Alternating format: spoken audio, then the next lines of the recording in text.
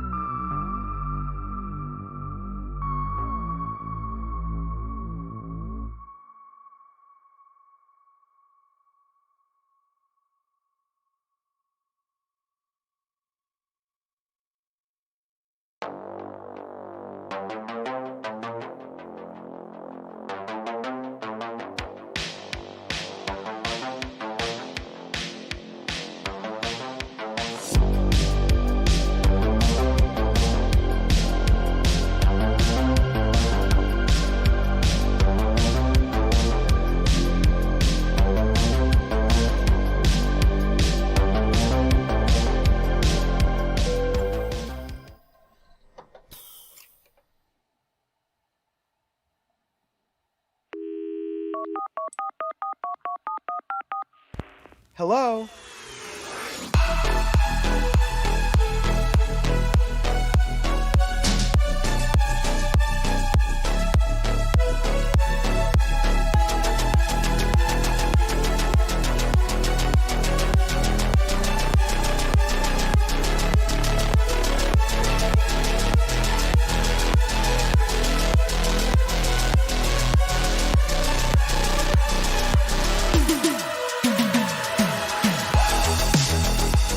Hello, everybody. Peace, peace, peace, peace, peace. Welcome to the midweek live stream in the Fashion Bunker. How's everybody doing? Welcome, everybody. Hello, Gloria Retinos, Smurfette, Vel, Asia A, D. Higginbotham, Carrie Fernandez, Bob will Believe in Christian, Brittany Heavenly Seven, Lily Smitty, Phantomet, Monarch, Bean, Beauty Bags, It, Hey Zach, glad you made it, Alex, Dave B, please send fruit gummy, Katie Brown, Ellen, Cynthia, Kev, again, D. Higginbotham again, T-Pal. Kev says, is that a bee or a fly? It's a bee on my knee. It's actually a bumblebee. It's a Vivienne Westwood bumblebee brooch. It's hand painted with crystals and stuff. And I'm completely jittery here on my Mahones, Kiliki, how's it going, sweetie? The Nectarine Man, hi everybody. Hey Jesus, hey Winnie Diaz, hi Candies, Carrie Fernandez. Oh my God, so many people. Corey K, Tarima, Lily Smitty again. Hi everybody. Jacob, is it a Cindy Lopez house where girls just wanna have fun? It's Babby. It's a Barbie house. AI generated. Okay, Bubbles generated this house. Just FYI. Fuchsia Floyd, how's it going, sweetie? Hello, Barbara Rank, Lister Shine, and Janet Gabriel. Lister Shine, trigger warning before Anna Bay is mentioned. Please, by the way, you look yum. Oh, thank you so much, Picky Ricky, and you look so cute, Jacob. Oh, you guys, too kind. Thank you. And says, love that Babby pink lipstick. Thank you so much, you guys. Gloria, I'm glad you're here. You will be needed. So please be sure to stay tuned for this segment. Mahona says, oh my God, you look fabulous today. Love the colors. Thank you so much. Thank you. Erica M. Lippy Lippy. Hi, Erica. Hey, Carolina S. or Carolina. The Bubbles created a chat GPT. kind of. All right, you guys. So I promise you entertainment. I need all of your energy and support right now because I'm gonna address something really important, and then we're gonna go into the more lighthearted part of the live stream. And so it costs a lot of energy to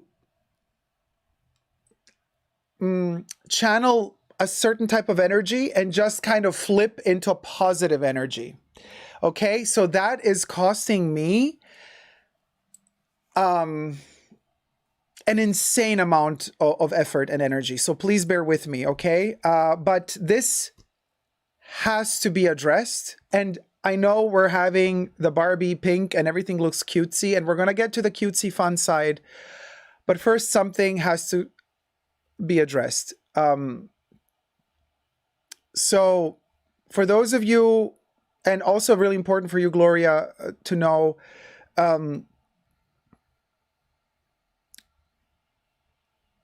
so there was a mod on my channel for a long period of time, and it was a great time, but he left at a certain point and he's maybe watching right now.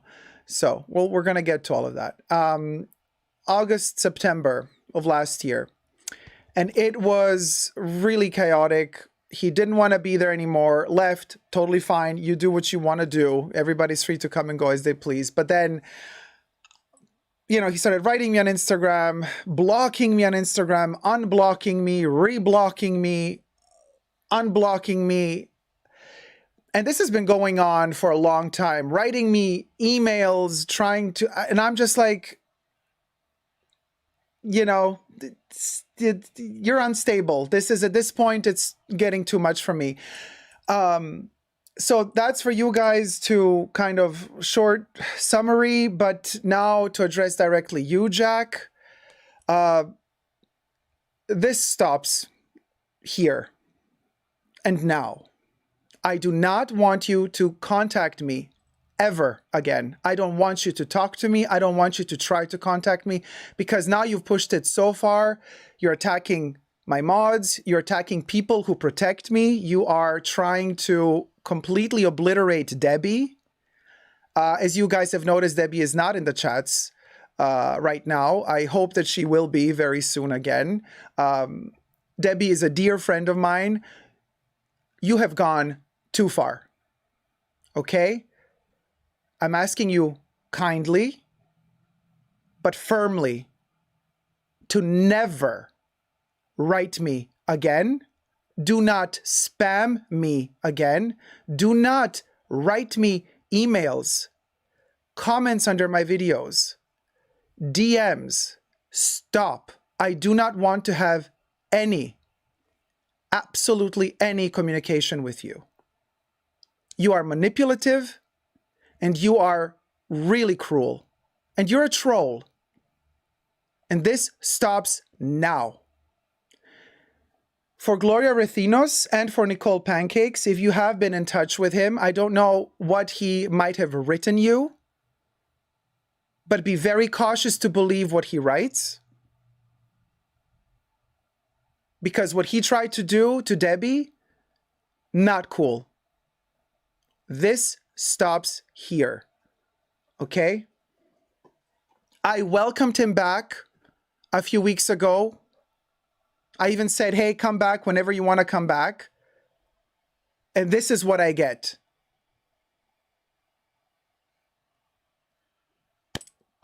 So,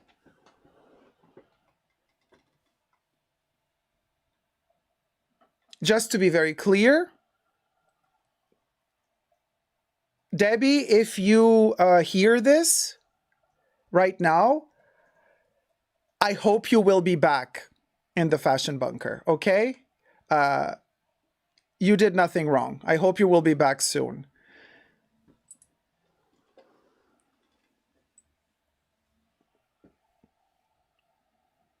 I'm done. I really do not want to waste energy, time, resources. I want to be here for you guys. I want to entertain you guys. That's what I love to do. I love spending time with you. I have no time for this energy draining bullshit. Leave me the fuck alone, dude. Leave me the fuck alone. Okay? Go find somebody else to troll. All right, you guys. We're done now. So let's, now the effort that I need to flip over that energy, and let me take a sippy and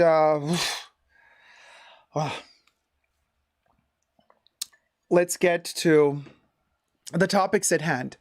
Done and over with. All right. Thanks, Jesus.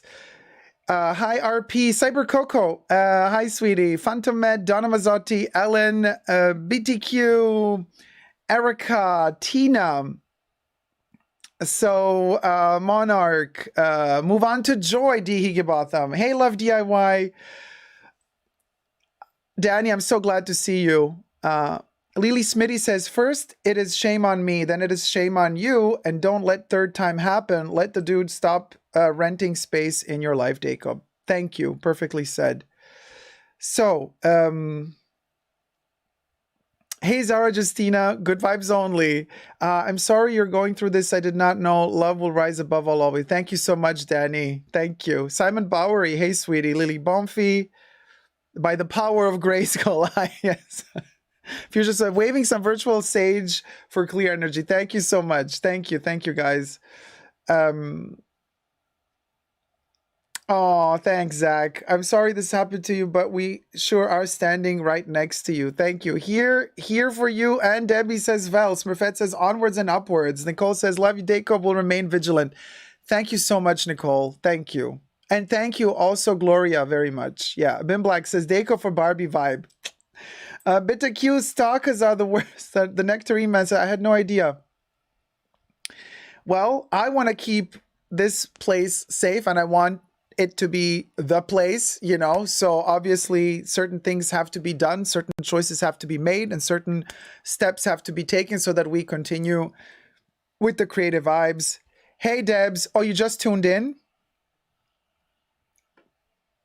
Welcome back, Debbie. Welcome back. Debbie's not so sure what was said. Everything was said, Debbie. I defended you, and I'm saying that you are welcome here. You've always been welcome. You've been my friend. You are my friend. And then that's that. You can rewatch it later. I don't want to repeat it again, because obviously I'm glad you're here, Debs. Hey, Donna, thank you so much for the super chat. Thank you so much, sweetie. There it is.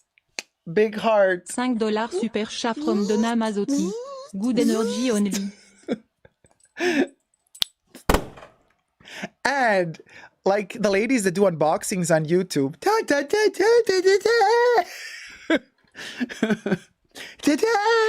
Ta-da! All right.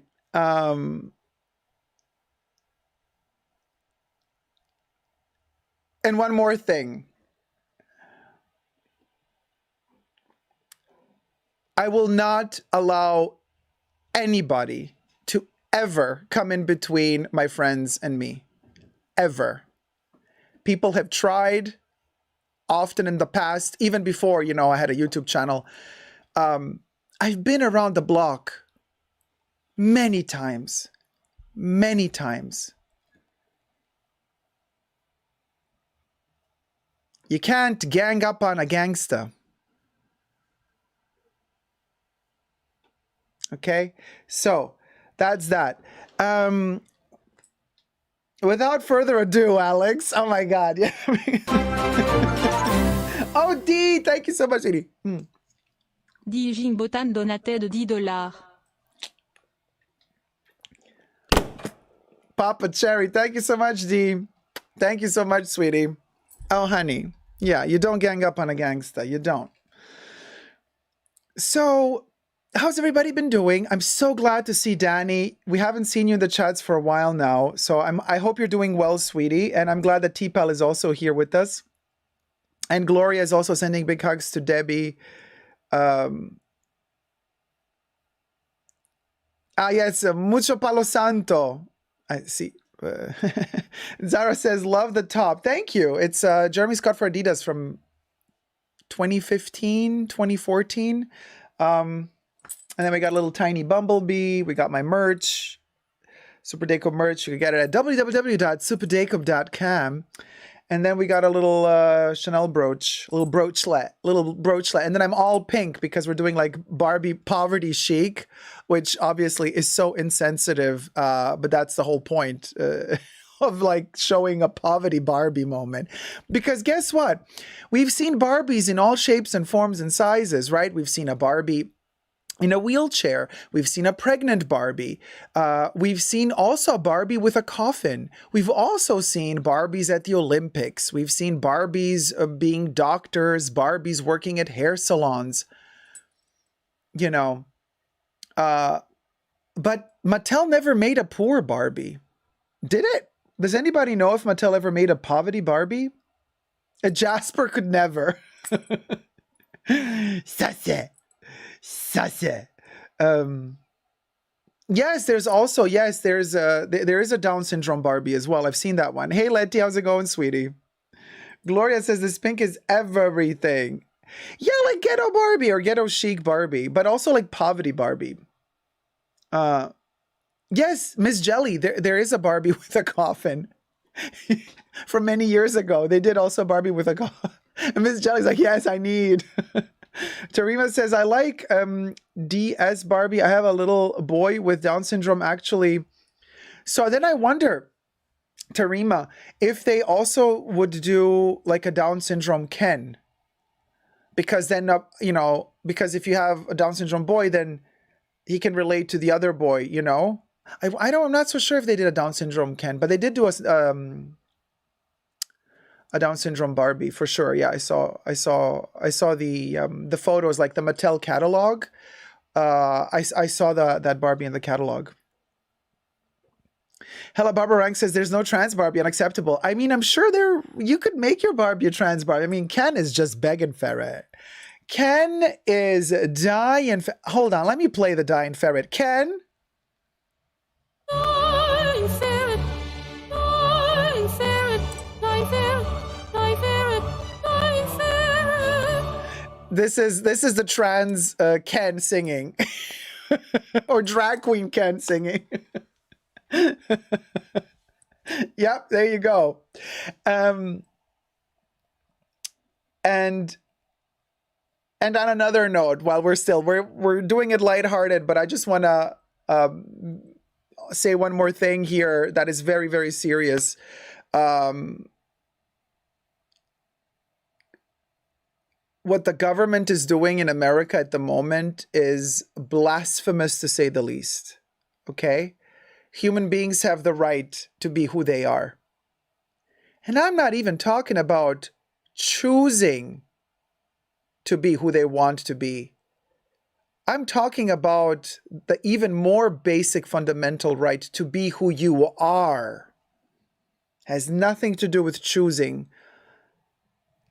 It has to do with your nature. The government has nothing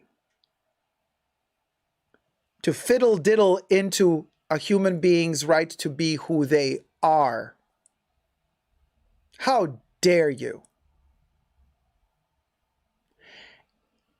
And on another note, as RuPaul would say, you're born naked, everything else is drag.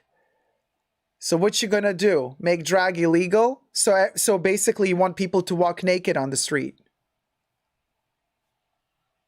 Because the second you put on clothes, you're in drag, honey. No matter what your gender is.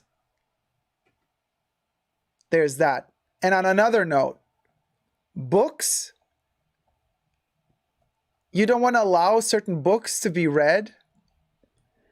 Honey, we're not in Germany in 1937. But you want to make it Germany 1937. 38, 39, the Crystal Night, the burning of the books. You really want to go there? People will wake up. People are already waking up. Taking away the fundamental right to be who you are, but also taking the fundamental right to knowledge and education means that you are pushing for a dictatorship which will not stand. Because the people have had enough. So there's that. There's that.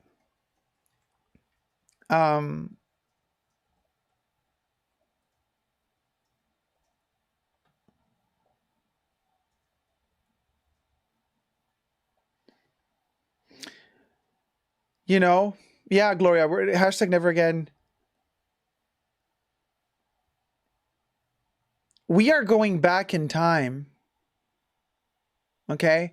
USA had an ugly law in 1867. Let me read it to you. Between 1867 and 1974, various cities of the United States had unsightly beggar ordinances, in retrospect also dubbed ugly laws. These laws targeted poor people, and disabled people. For instance, in San Francisco, a law of 1867 deemed it illegal for any person who is diseased, maimed, mutilated, or deformed in any way so as to be an unsightly or disgusting object to expose himself or herself to public view. Exceptions to public exposure were acceptable only if the people were subjects of deformation to illustrate the separation of disabled from non-disabled and their need for reformation. Subjects of demonstration.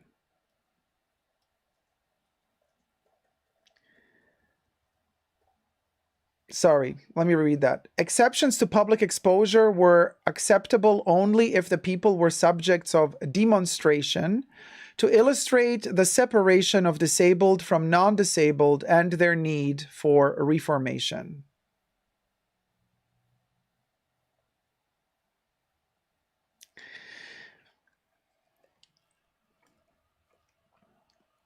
Debbie says, the beginning of the freak show? Yikes. Alex says, subjects of a demonstration sounds like a human zoo, to be honest. Yep.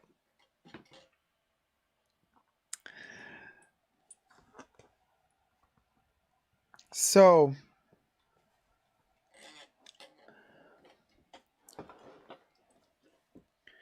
we talk often about how arrogant the French are and how, you know, they have that attitude and they're the best, best style, best fashion, best everything in the world, no? That arrogance, right? That's all fun and games. But one thing I gotta hand to the French, and for one particular reason, I respect them with all my heart. They know how to throw a revolution. They are fighting with all their power that they have right now. They're going to the streets to protest, to fight for their rights, for the right to have, you know, pension, retirement funds, to not postpone it even more, essential rights to protest, the right to be human beings, to have essential freedoms. Honey, the French know how to battle for freedom, and we all could learn a lot from them. A lot. A lot. They're fighting against police brutality. They are literally taking to the streets. The French know how to throw a revolution, honey. And my respect to the French, because right now they are showing the entire world how it's done.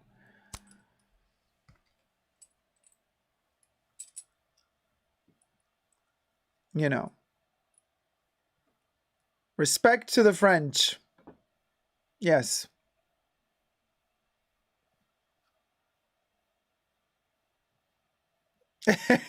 Giggling Chaos says the French have made sure that their elected officials never forget that they've pulled out the guillotine before. They can do it again.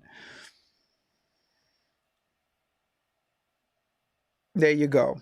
Now let's go to those delicate, lighthearted topics, first world problems.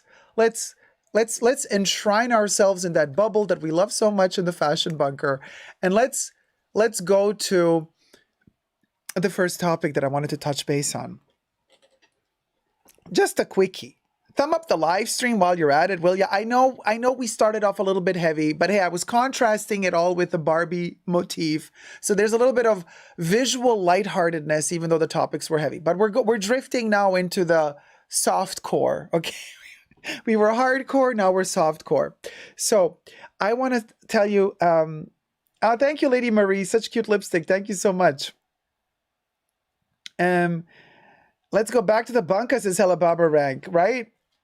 Yes, let's get some Les Miserables style blockades going. Yes, Jean Valjean in the house in pink. Alex says, to be honest, the model guillotine should be kept in front of every government building just to send them out. Oh, I love that. Oh, that's diabolically perfect. Fashion bunker bubble. You best believe, Zara. Thanks, Debs. Yeah. It has little tiny crystals on the wings. Look, it's hand painted, little chubby belly. It's a bumblebee, actually. It's a little chubby bumblebee. Girl just got cut off, had to restart. Wasn't sure what will work at all. No, we here, Winnie. We here. Hey, Kyla. So, all right. So, listen. You know, I just posted, what was it, a day ago or 2 days ago, the Anna Bay video. And Ramina, Rosemay, and, and all the other YouTubers that have been utilized by Anna Bay in her video talking about Chanel quality decrease. As if Anna Bay all of a sudden is doing luxury YouTube. I guess she's out of ideas. Everything I say in this video is for entertainment purposes only. Everything's alleged, not rooted in truths or facts. Just my opinion, okay? Now, so Anna Bay utilized a lot of content from other creators, and then in her description box, I don't know if I can show you the old picture for comparison. Do we have the old picture? Let me see. Okay, so this is how her description box looked like, y'all. She did not credit. It says here credit, sources and credit, but she actually only credits the first 3 people because they're on TikTok. They're not on YouTube. So she kind of, they're not competition for her. But all of these other people here, these are all YouTubers, YouTube channels. Now, she did not credit the actual YouTubers' names, nor did she at them. She just wrote the title, copied and pasted the title of the video, and then the link to the videos. Now, some of you have been then saying to me in my comment section, yeah, but that's fair enough. She doesn't need to do more. You don't get the point. Yes, she needs to do more. YouTube offers you the possibility to at the person you are talking about. This might be something that is irrelevant for Instagram, but it's really important for YouTube. Let me explain why. When you at another content creator that you're talking about in your video, what YouTube does is, it doesn't always have to do it, but there's a possibility that it can do it. What it does is it links your channels in a way that when you at the content creator and their video, your subscribers might have a chance at discovering their video through the algorithm, and their subscribers through the algorithm might get a chance to discover your video. So, why would a person not put, why would a person not put an at next to the name? Not next to the name, an at with a name next to the video title. Sorry, my nose is running. They would not do it if they didn't want to share their subscribers and their viewers with you, the content creator that should have been atted. So by not atting you, Anna Bay basically blocks off the possibility for her 1,600,000 or however many subscribers she has to discover Romina's video. You see, that's the shady part. It's gatekeeping your viewers from another content creator whose content you've used in your video. That's super shady. And also for those people saying, oh, well, she posted a link, that's a credit. No. Posting a link to a video is not a credit. No names are named, so that's not a credit. To credit, you need to name a name. This is a source. This is not a credit. Just be very clear. So we called Anna Bay out about this in the last video. And of course, she did not respond, right? But guess what she did? Oh my gosh, she's so shady. Anna Bay, you are something else, girl. So she realized what happened, right? Allegedly. Because guess what? I checked out her video today, and the credit section under her, the description box which is this here is the description box under her video, or part of the description box under her video. She updated the description box under that video. You guys, let me show you how the updated version looks like. So she got the memo, but she's still shady AF. You guys, she still didn't credit. She separated now. She made blank spaces between every link. So she made an effort to do that, but she still did not want to at every content creator. You know, she was also called out for having like a messy description box where everything was just plastered underneath each other. But now what she did is she separated every one of the links, but she still did not credit. Like, how shady can you be? How far can you, like, how much do you have to be desperate to gatekeep your viewers and to think that this is enough, you know? I have no words. This is like, I don't know if this is like, you gotta laugh, you cry. What do you do? Subscribe to my channel while you're at it. I mean, you know, thumb up the video if you're enjoying it, but also I live stream several times a week, and I'm actually live streaming now. As I'm filming this, I'm reading my chats here. You can also push the join button next to the subscription button, become a member today and gain access to extra perks. You can also join me on Patreon. Super Dacob all spelled together for extra perks. And thank you to my members and patrons who have already pledged. D. Hikebotham in the chat says, cha. Hella Barbara Rank says, I adore the shade. Cyber Coco says, oh my God, my brain is rotting trying to understand this type of behavior. So wild. Miss Jelly says, Stepford wife vibes. Ellen says, she afraid of something. Kev says, baby steps. Baby steps. Oh, I see what you did there, Kev. Anna Bay. Baby steps. I see what you did there. Read that one already. Hella Barbara X says, adore the shade. Carrie Fernandez says, LMAO is so lazy.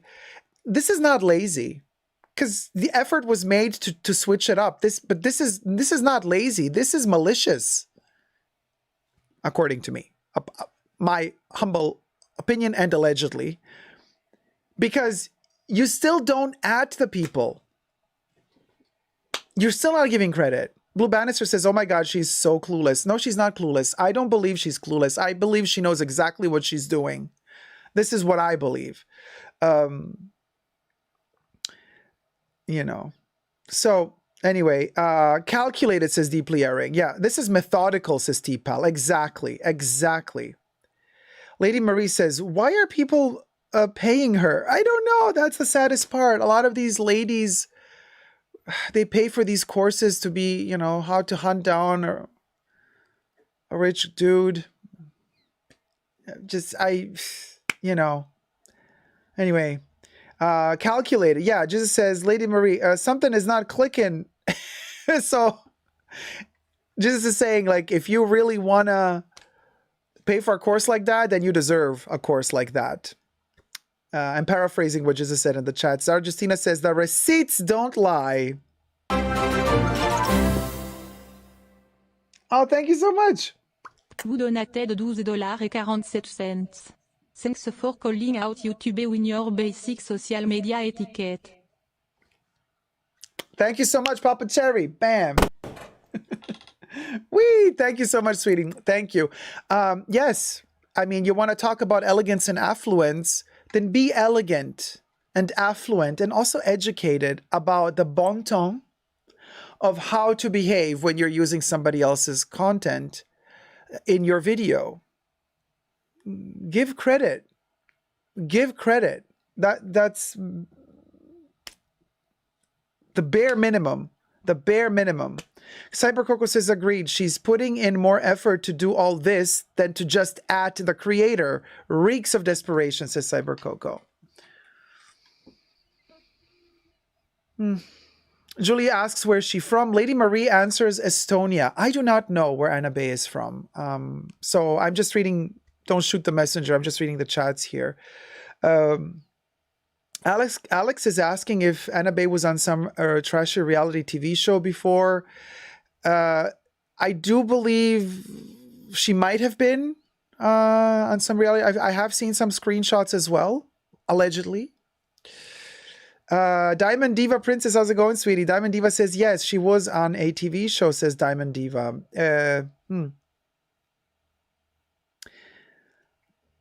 Carrie's asking, does YouTube allow you to claim the part of her video where she used your footage? Depends. It can fall under fair use if she's reviewing it, or if it is a very short snippet. You know, depends on the percentage of the time that your video occupies in the grander scheme of things. Like if her video is 20 minutes long and your snippet is just a second, you know, it all depends, like how your content was utilized. But you know, but I'm talking about this because I have had big YouTubers take my videos and not credit me. I know how it feels. I have had big YouTubers. Oh, thank you so much, sweetie. Prêt-à-porter peut donater de $2. Oh, merci beaucoup. Big heart and Papa Cherry. Yes. So I have had big YouTubers snatch my content and not credit me many times. And I have had even television stations take my content from YouTube and use it on TV and not credit me, you know, and it's terrible. It's a terrible feeling. So I know what I'm talking about. And I feel for everybody here on this list. So anyway, thank you so much for watching. Let me know your thoughts in the comment section down below. Let's see how this continues. Let's see how she's going to change the description box after this video. Because at this point, we know she's watching. We know she's watching. Annabelle. Love you loads. Subscribe.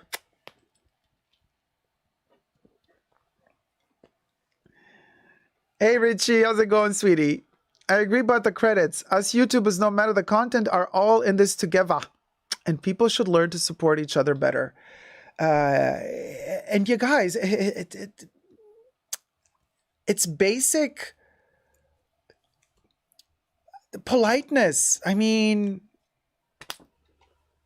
you went through the whole effort to download the other content creator's video, to find the snippet you wanted to use, to edit it into your video. You know how much time that takes? That takes hours of work. And you couldn't take 2 seconds time to add the content creator? But you took your 2 hours time to steal the content, but then you can't take 2 seconds to add them? Girl, come on. Come on. Of course she got an alert, Tina. Of course she got an alert that she was added. I added her in my video. I was talking about, of course I added her. Yeah. Yeah, it's like you pirate stuff. Hey, Dawn, how's it going, sweetie? I hate to say it, but Anna doesn't seem a bit classy or elegant to me. She seems like a plastic doll teaching women how to be courtesans. Thumb up the video, y'all, the live stream. Hey, Corey, how's it going, sweetie? Of course you go live while I'm trying to cook. Well, darling, just cook, enjoy, and listen to me blabber on about the most futile things in the world, which is kind of, you know, we started off on a serious note, but now we're going into the futile stuff because we got to have a little bit of lighthearted entertainment after all.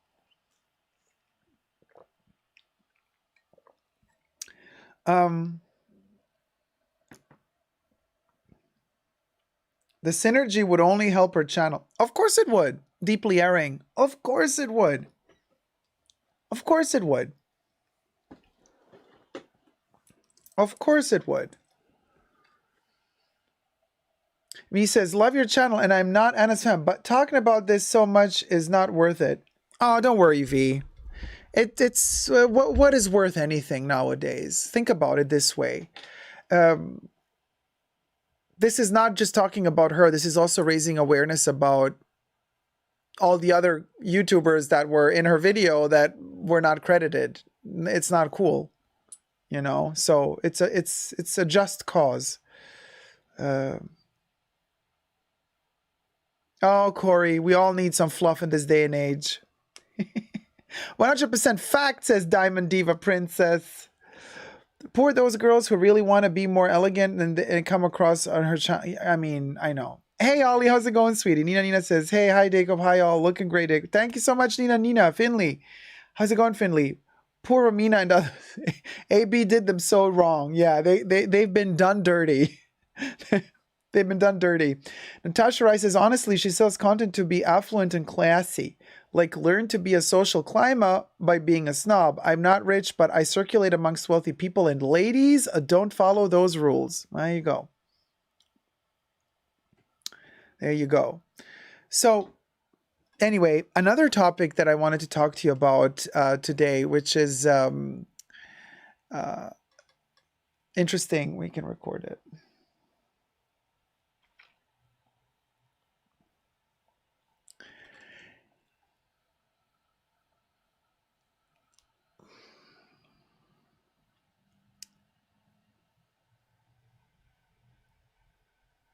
Is luxury made to make you poor and keep you poor? Now that is a topic, isn't it? Listen, I've been encountering this topic for the longest time, okay? First of all, what I want to say is I have seen several content creators in the past talking about how they believe that luxury brands, fashion, watches, cars, whatever, that they survive thanks to rich people buying their stuff. And I keep telling to all of these content creators, no, boo-boo. No. You got it completely twisted and you got it completely wrong. All of these luxury brands want the people who don't have the money, because that's the mass. The masses are the ones who need to buy, who need to go into debt, to keep on buying something, to try to mimic and look as though they are wealthier than they are. While at the same time, you get really rich people out there, like, the Apple owners, the Microsoft owners, the Amazon owners. They're just dressed in no logos, honey. You're not going to see them wearing Louis Vuitton all over, prints, none of that. They don't need to prove their wealth. But the people who don't have the money apparently need to. So the brands cater to those people that keep going into debt, keep spending their hard-earned cash on getting the products, on getting the luxury products to keep purchasing them.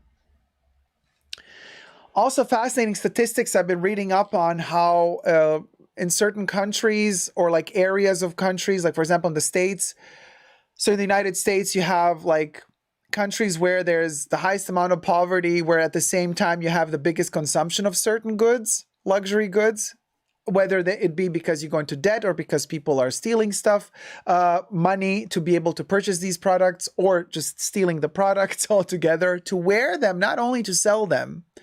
Very, very fascinating. And I've seen a lot of content creators throughout the years continuously talk also about this topic, saying that the only reason that luxury, fashion luxury in particular, but also watch luxury, the only reason why they're so popular and why they thrive and grow more and more is because the only people that really want to buy this stuff are people that want to show off as if they were wealthier than they are. For people that want to come across as if they can belong to some sort of imaginary niche that they do not belong to. And while I agree that some people out there really do buy certain branded luxury products just so that they can show off, that they can act or cosplay that they belong to some other level, social level, while I believe that there are some people who actually fall victim to this type of attitude, compartmental attitude, and while I do believe that some people do purchase these goods for all the wrong reasons, this being one of the biggest and wrongest reasons to purchase these luxury goods, I also believe, and this is something that no channel on YouTube ever mentioned, when they were talking about how luxury is made to keep you poor. What I also believe is important to notice and to mention is that not everybody is into these logo luxury products just to show off that they can afford them, just to show off that they belong to another social level that they in reality don't belong to. Because believe it or not, some of us out there, and I belong to that category, some of us out there really do love the history of these brands, really do love the thought process that goes into designing these products. Now listen, everything I say in this video is for entertainment purposes only. Everything's alleged and just my opinion, right? Not rooted in truths or facts. But my opinion is this, that you cannot generalize and say that everybody, whoever out there decides to purchase, here I have my little, what you might call it, my packing cube from Louis where I keep my cosmetics in, right? Oh, okay, so if I'm purchasing this, I'm that loser that wants to have this just to show off when I'm out and about on the town that I can afford this. No. First of all, nobody sees this when I'm out and about because this is, it's like my beauty case. I keep this, you know, when I travel, I take it with me, but it's my entire set for filming is in here. So I have it always here in the privacy of my own fashion bunker home when I'm filming and recording. I see this. Sometimes if I lift it up for an example to show you guys what I use, you see it now, but nobody out on the street is going to see this, okay? This is not an object that I bought to show off that I can afford it. I bought this because it makes me happy. I look at it and I'm like so happy because I've been using this thing. I mean, it's with me every day, all day, basically at home. And it's open, close, zip it up, zip it open. I mean, it goes through hell and it just keeps staying the way it is, pristine. Like the day I bought it, you know, the quality, I just know that I'm going to have this for decades and decades and decades. So there's something to be said also about the quality. Now, I know that people also say, well, brands that are not luxury brands also might have the quality, so why don't you buy that? Yes, you could. But then we still have to debate what the premise was, and the premise being that a lot of content creators are saying, well, you're only buying it to show off that you can. Even though you can't really afford it, you go into debt to buy it. But if that's the premise, then the whole system collapses because, no, I bought this for me, not to show it off to you. Perfumes, the same thing. Perfumes are something so intimate. Who's going to know that I'm wearing some niche Chanel perfume? By niche, I mean their Les Exclusives range that is not like mass marketed or mass sold. So like, who's going to know if I'm walking down the street and I'm wearing, I don't know, number 18. Yeah, it's a perfume. There's a perfume from Chanel called number 18. Barely anybody knows about it. So if I'm wearing number 18, I'm walking down the street, nobody's going to know I'm wearing a Chanel perfume. Nobody's going to know how much money I spent on the perfume. It's something I do for me. So there's something to be said also about purchasing certain products because they make you dream. Now, how far can we agree that certain luxury brands are actually really manipulating us into believing that there is such a dream? That's very debatable. I do believe that brand marketing is the big culprit here, and the brand marketing does make us very often believe that we need something that we don't need. And we end up spending a lot of money on a product that does not make our life better, you know, because then you're out of money and you have that perfume. You spent your last money on that perfume and you're going to use up that perfume. And once that perfume is empty, what are you going to do about it? You know what I mean? So a lot of people are going to talk in their videos and say, oh, you know, instead of buying luxury goods, you should invest that money in the stock market or, you know, buying houses or whatever. And I think to myself, what are we talking about here? I mean, there's ways and ways to spend money. Like if you become addicted to something, no addiction is healthy. I mean, the whole definition of addiction is it's unhealthy. But I mean, if you do spend a ton of money on a couple of things that you really love and they make you happy and you're going to use them throughout the lifespan of your life, then what's so wrong with that? What's so wrong with that? You know, people then say, well, because, you know, you buy a Louis Vuitton bag and you're never going to get your same money out of it once you sell it, unless it's like some like crazy limited edition piece, but, you know, just like some standard piece. I'm like, well, but you wore it. You used it for many years. Why doesn't anybody take that into consideration? That also, you know what we say always in the luxury community when we buy a bag or when we consider buying some new piece, we always consider the cost per wear. You know, we always talk about the cost per wear ratio. And we always think that those luxury items that you actually get to use a lot, they have, you know, that lowers the cost per wear. So that makes them more affordable long term. It's a little mental game because, I mean, for a lot of people, I mean, at the end of the day, you still got to spend that money to purchase that piece. But long term, there's something to be said also about that cost per wear. It's not, and I'm no financial advisor, so I'm not allowed to tell you what's an investment, what's not an investment. And in fact, I'm not telling you that. But what I am telling you is that when I purchase, and I made this decision a short while ago, and I shared it in another video of mine, and I said to you guys and to myself, Jacob, you know what? From now on, I'm done buying collectibles that collect dust, right? I'm only going to buy those luxury products that I'm really going to wear. And I really have a heart-to-heart with me. I sit down, me, myself, and I'm like, Jacob, okay, you want to buy that product? Tell yourself, are you really going to use it? Or is it just because the FOMO is getting to you, you know? And I really ask myself and have that conversation with me. And if I come to the conclusion that I'm really going to wear that piece, that I'm really going to use it, then I buy it. But if I end up, you got to be honest with yourself, of course. If I end up saying to myself, you know what, I just, yeah, I love it. It looks great. I'm not going to use it. And then I don't buy it.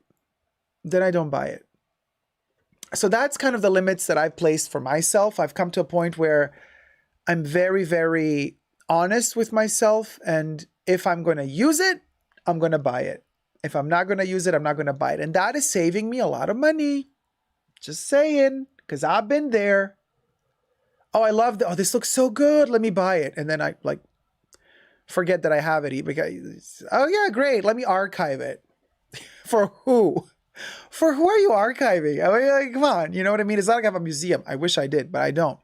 So I'm just saying, I wouldn't be so judgmental towards people who like these beautiful luxury objects. Not everybody is buying them to show off to their fellow co-workers or family or friends or fellow co-students at school that they can afford it.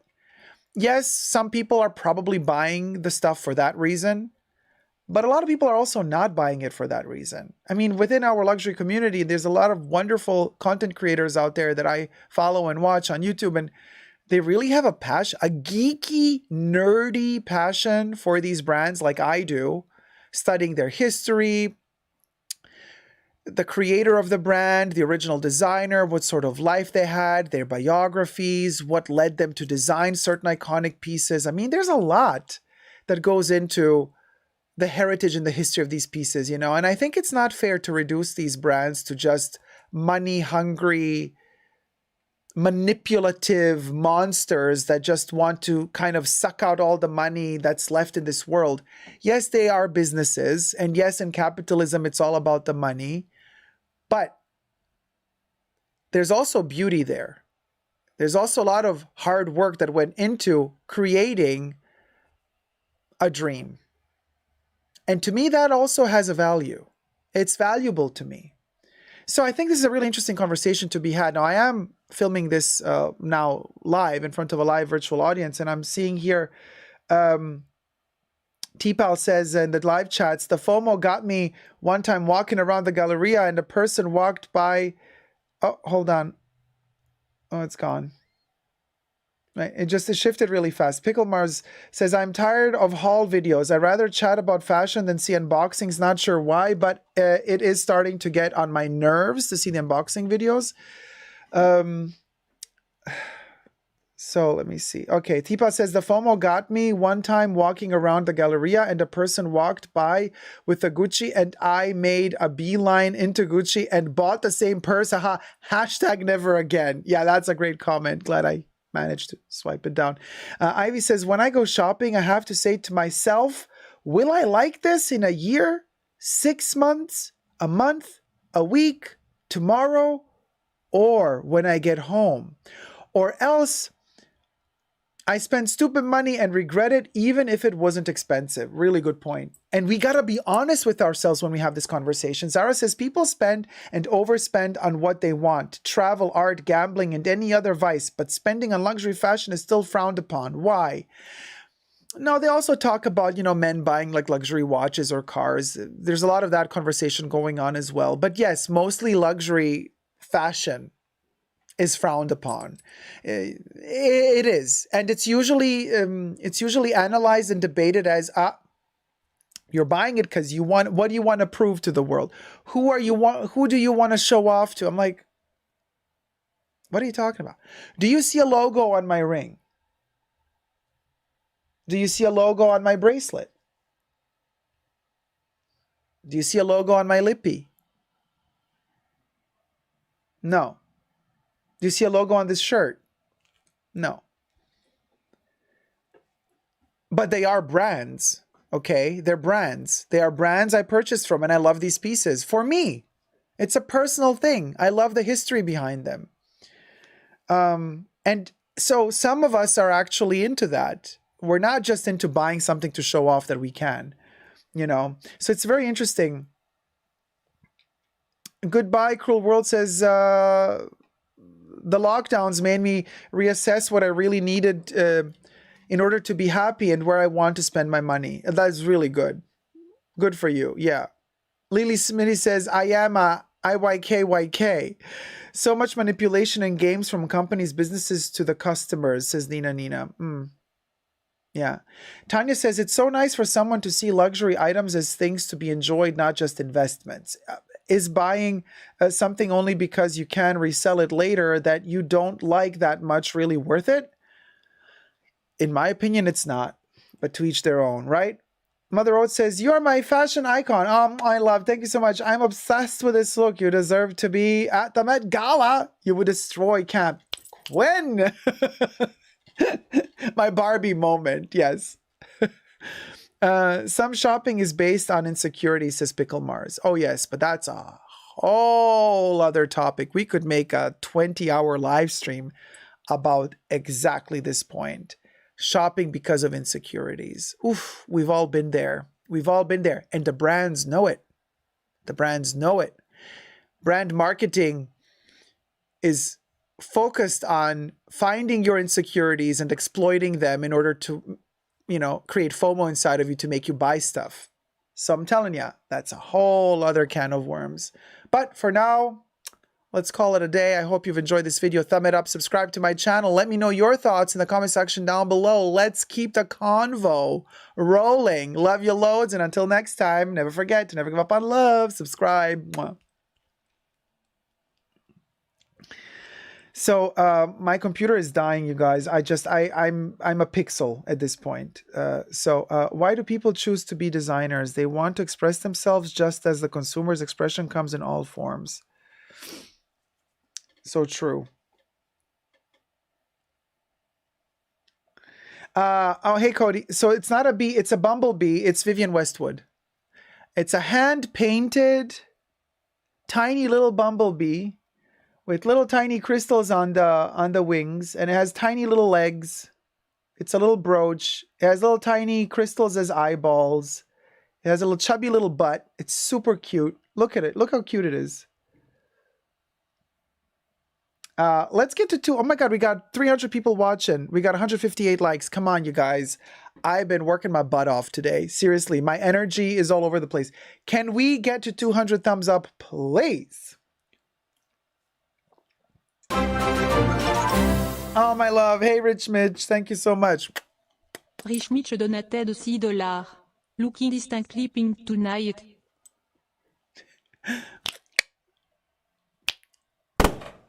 There you go. Thank you so much. Distinctly pink. I wish I could say it in your accent, though. That would be amazing. Thank you so much, sweetie. What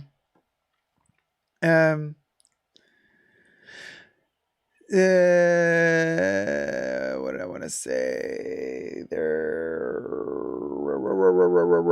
Love that pin and the Chanel. Thank you so much. Oh, basic bag lady Eileen. Thank you so much. Basic Bag Lady Eileen donated $10. Thanks for all of the for you into these lives, cœur. You are the most unique luxury YouTuber and I'm living for it. Thank you so much, my love, Papa Cherry. Yes, queen. You guys, thank you so much. Very, very generous and kind. All the tips that you send, they're going straight back into the Fashion Bunker for technical support, lighting, microphone, camera, editing, special effects. I mean, it requires a lot of money. And so all of the tips are going into the Fashion Bunker, the so-called Fashion Bunker pot. So just to let you guys know where your money actually ends up in. It subsidizes the technical aspects of the Fashion Bunker. The merch money is going towards subsidizing the Art Lovers Unite movie so that it kind of goes all over the world, and we're hoping to get eligible for Oscar nominations. And that's that. That's basically how you can help the Fashion Bunker. What would you... Oh, N says, Deco, what would be your main reason for people to go shopping because of insecurities, marketing or really intrinsic feelings? Both. The marketing is there to exploit your insecurities.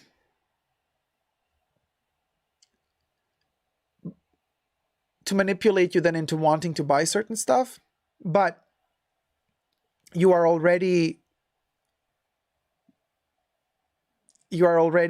insecure for other reasons, your personal psychological reasons, or you're going through some stress with your family, friends, loved ones, school, work.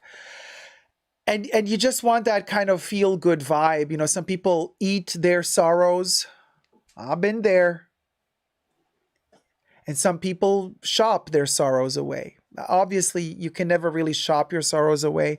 You can never really fully eat your sorrows away. Eating your sorrows away or shopping your sorrows away is literally the equivalent of, instead of cleaning up the dirt, you're just swiping it under the rug. But it's still there. It's under the rug. It just keeps piling up. So, and brands know this, right? And brand marketing is really good at manipulating you into believing that shopping to feel better is going to solve your problem. But we know it won't. But we've all been there. We've all been in that position where we think it's going to solve our problem, but then no. We're even more miserable when we come home. And then we realize, oh, great. Now I still have my problem and I got less money. Great. You did it again, Jacob. You did it again. Let me scroll upwards. I just wanted to read Zach's comment because I thought it was really cool. Okay, 183 likes. Let's get to 200 likes, you guys. Come on. Let's move those little tiny fingerlets and push the like button. We're literally only 17 away from 200 thumbs up, and we got 300 people watching, y'all. Zach says, great topic. I felt quite in the dark. Okay. Great topic. I fell quite in the target. Have to work on it. Anyway, have to work in the morning. Have fun, guys, and see you on Saturday. All right, Zach, thank you so much for tuning in. Have a wonderful day at work tomorrow, and thanks for being with us. Sleep well, sweetie. Smurfette says, a lot of insecurities are driven by influencers. I don't know if the insecurity is driven by influencers, but definitely influencers are also a tool utilized by brand marketing to fuel our FOMO, you know? And a lot of influencers don't really care about I don't want morals is a big word in this case, but many influencers don't really care about the repercussions of their actions. So they're gonna, take a shady sponsorship deal with some shady company that sells bags that turn out to be fake. And some influencers for money. some influencers for money are gonna endorse those companies, and then other content creators are going to see these big influencers endorsing this company, and then they're going to order bags from this company, and the bags are going to turn out to be fake. And when this happens and that influencer endorses that company again, then you start questioning, like, does that influencer have any integrity?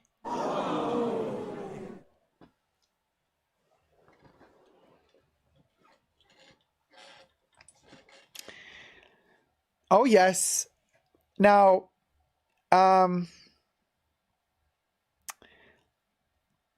that point, dear members of the jury of the Fashion Bunker, might I present to you Exhibit A? It's Britney, bitch. Dun, dun, dun, dun, dun, dun, dun, dun. And if I can find Exhibit A.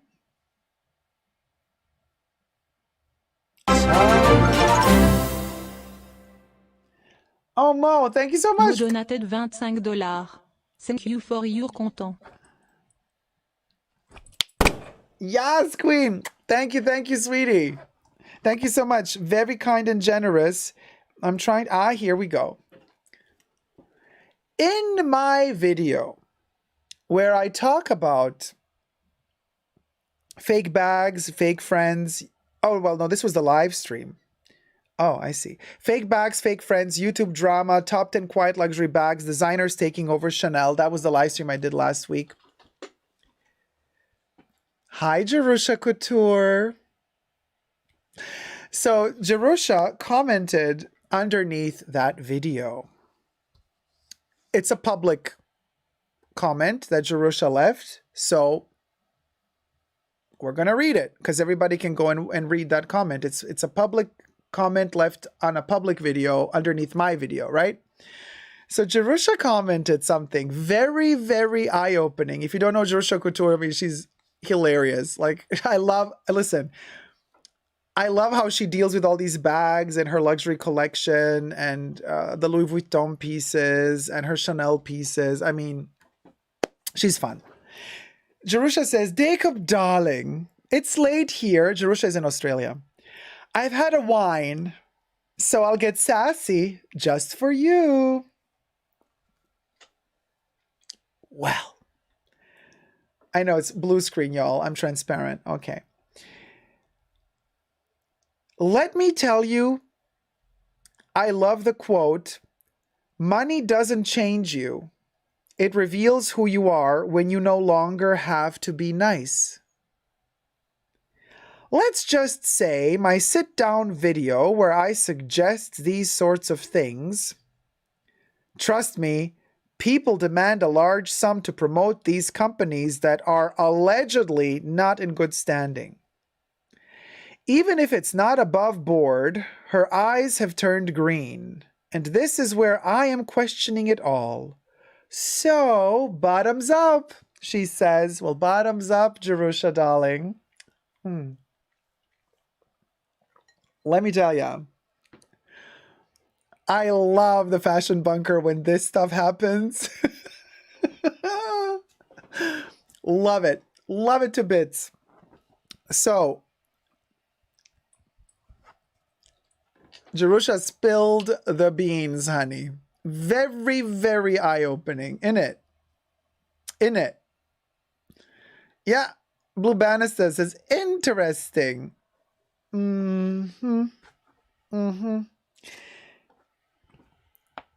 mean, it leaves literally no room for interpretation who she's talking about. Just, IYKYK. Miss MG. My best outfit is my education. Carolina Herrera. Quote. End quote. Love it, says SG.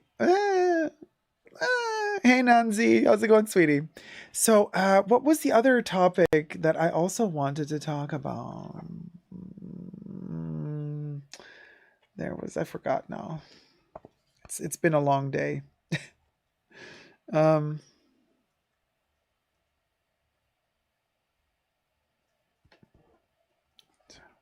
Let me see.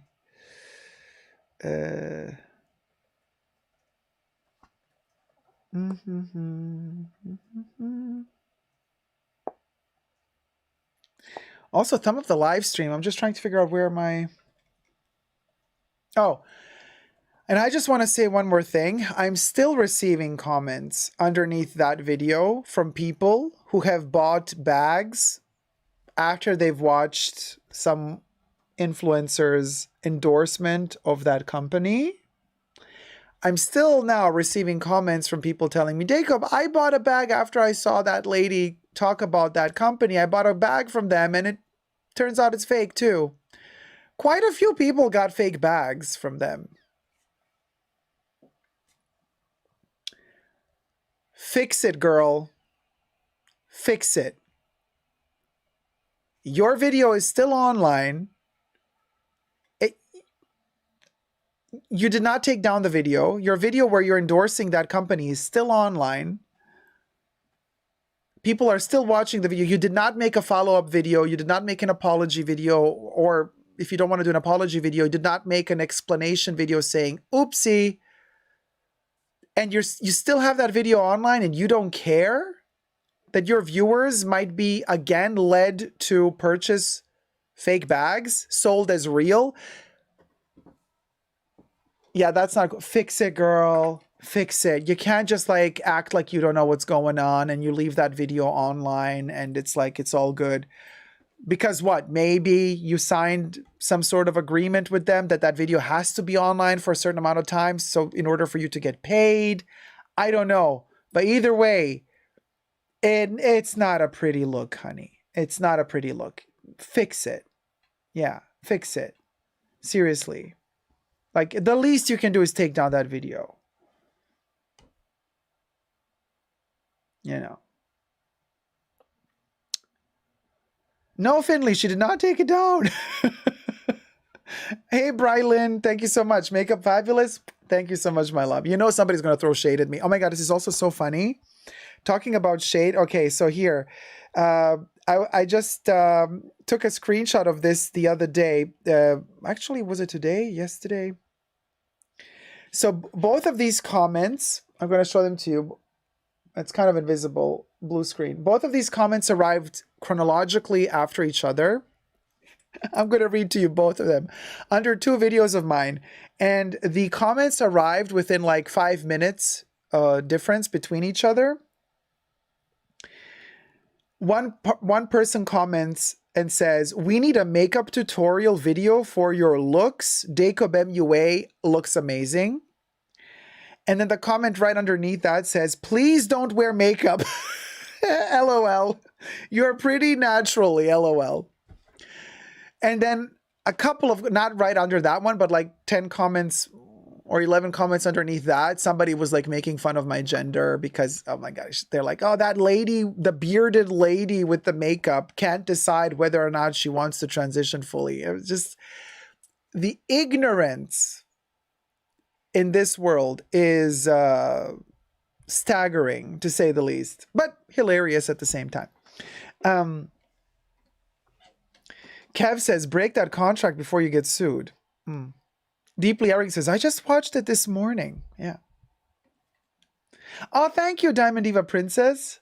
Love it. What palette on the eyes, Jacob? Okay, you guys, I went a little bit, I was unfaithful to Chanel. And the gold here, this is Chanel, the gold, okay?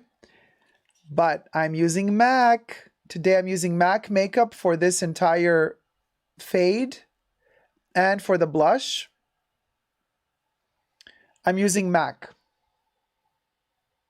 The powder blush in bright pink.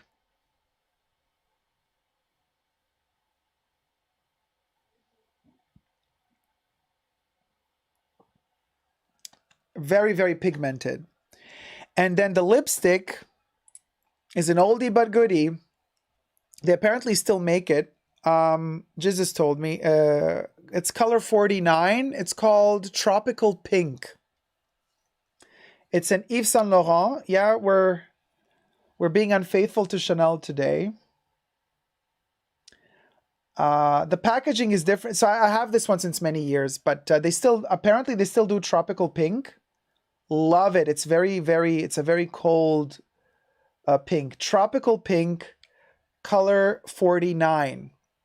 Gorgeously creamy. Let me retouch it. Very, very...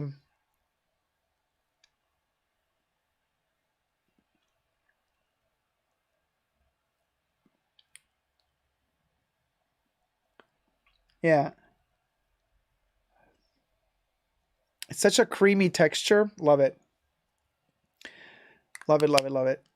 Hey, Sai, how's it going? I won't say whom, but a person who comes into the chats just made a video promoting fakes with a coupon code. Shooketh. Wait.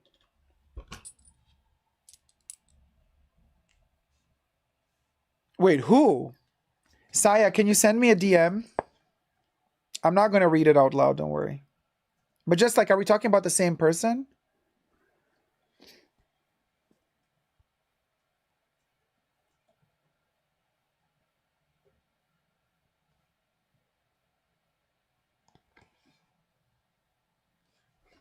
Okay, I'm waiting for Saya.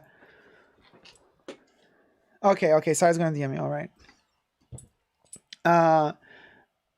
Pink looks horrid on me, says Val. Pink looks horrid on me too, but I just go with it. Honestly, I'm living my pink fantasy. Let me live my pink fantasy. I know it's not...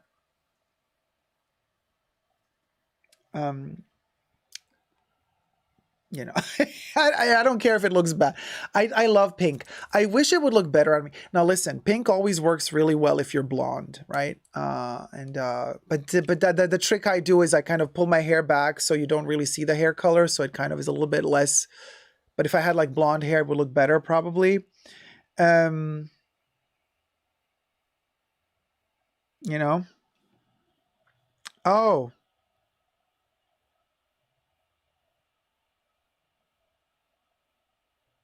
Oh, Saya. But another one of their friends also is playing with fire.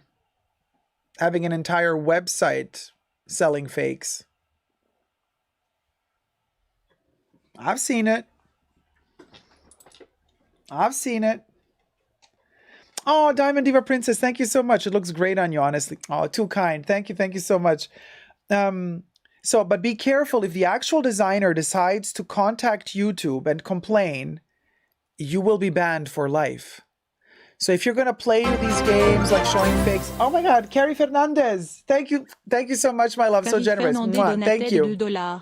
Thank you for always keeping it so in the fashion bunker. Thank you so much, my love. Thank you. Yeah, we're keeping it 100, always. So just be careful if you promote a fake like CC bag, and then Chanel comes for you, and they go to YouTube and they say, this content creator is promoting fakes with coupon codes. YouTube will take your channel down and they will ban you for life. Be very, very careful. Okay, you're banned for life then. So I don't know if it's worth it, y'all, you know, to play these games with like coupon codes online on your, you know. Just saying, you know, do what you gotta do, but just be safe and don't make silly mistakes that are gonna end up, you know, banning you. You know. Shelby, hey Shelby Tanasi, say you look good in pink. Don't be modes. Modes? You mean what do you mean? What does modes mean? Thank you. Very kind of you. Hey, Trebi, you are given the energy. Yes, Queen. Thank you. Alex says, pink doesn't look bad on you. Oh, you guys, thank you. I really think it doesn't look good on me. But thank you. Cyber Coco says, pink lipstick looks terrible on me. I mean, I think it would all look better if I had bleached eyebrows, like bleached hair, and then pink, you know. But did we pop a cherry? Let's pop a cherry. Pop a cherry, sweetie. Oh, Frozen Luxury, my Chris Isaac voice. What a wicked game to play. Yeah. Jack's Bag Attack says selling fakes in the US is illegal, but the sellers are all based international, so it's still illegal to import. But I don't think it's illegal to own. Right? Allegedly. I don't know. Oh, don't be modest, says Shelby. Yeah, I think I understood. Yeah, you wanted to type modest. Yeah. Robin Miller says, works with your underlying skin tone. Well, thank you, darling. Thank you, guys. Oh, pink looks great with dark hair and fair skin. Oh. You can own it for personal use, Jack? Okay. Pawe Simar, how's it going, sweetie? Haha, talking about beards. I just got an ad for an electric shava toothbrush combo. Live in Ferret. Wait, what's the other topic? There was one more topic. What was the other topic? There was a third. We did Anna Bay. We did the... I should write this stuff down. We did Anna Bay, then we did... What's the second topic we did? I can't remember. I'm all over the... What was that?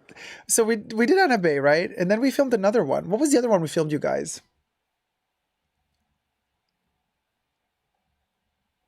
Yeah. Luxury wants to make you poor. And then what was the third? There was a third one we wanted to film. Hold on, let me write this down. Let me write this down.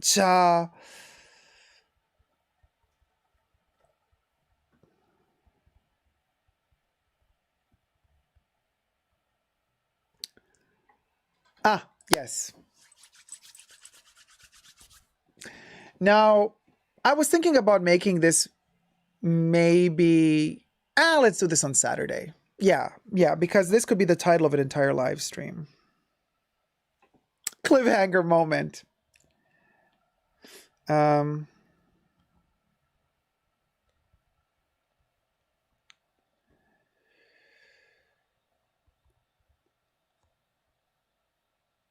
Yeah. All right, wrote it down. FOMO.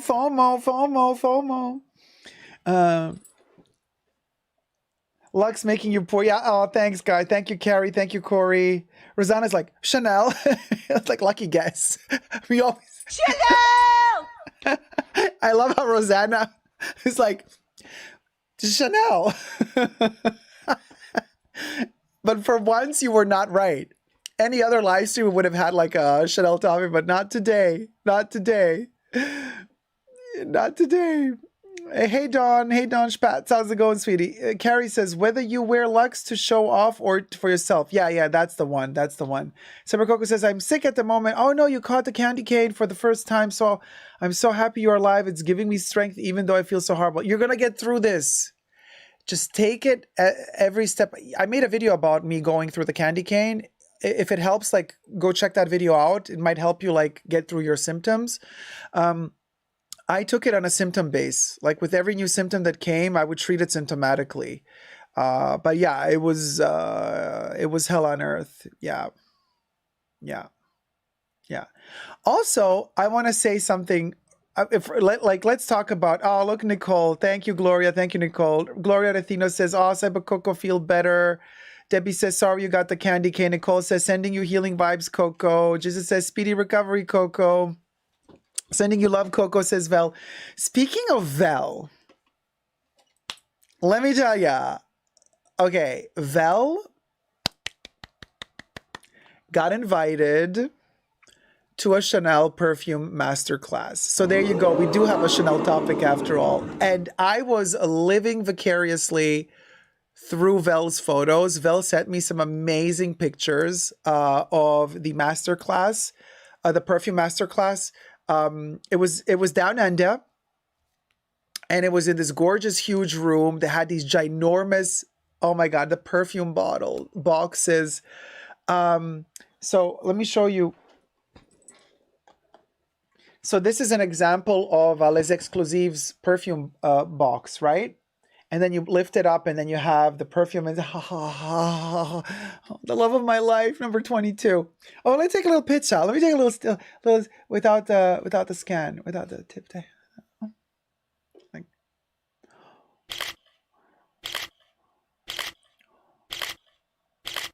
Okay, total, like, anyway. So,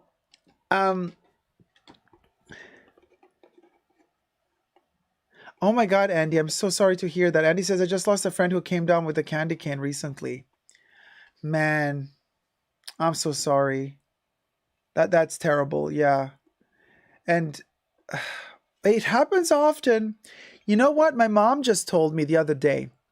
She's like, you know what?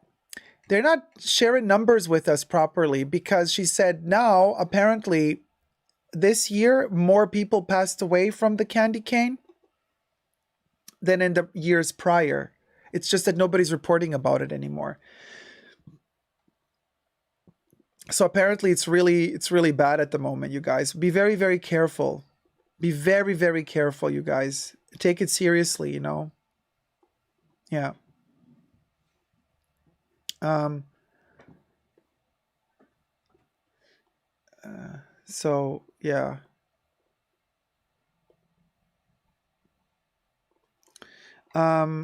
Wait, you like my brooch? I should show it closer. Wait, I can't just take it off. Let me see if I can take a picture.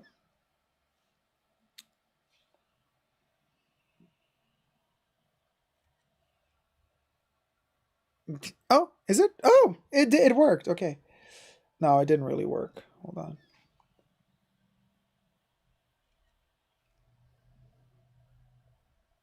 It doesn't want to focus.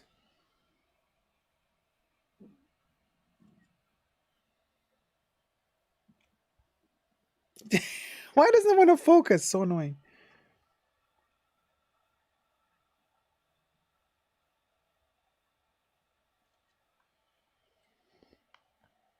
Yeah, you guys, I can't.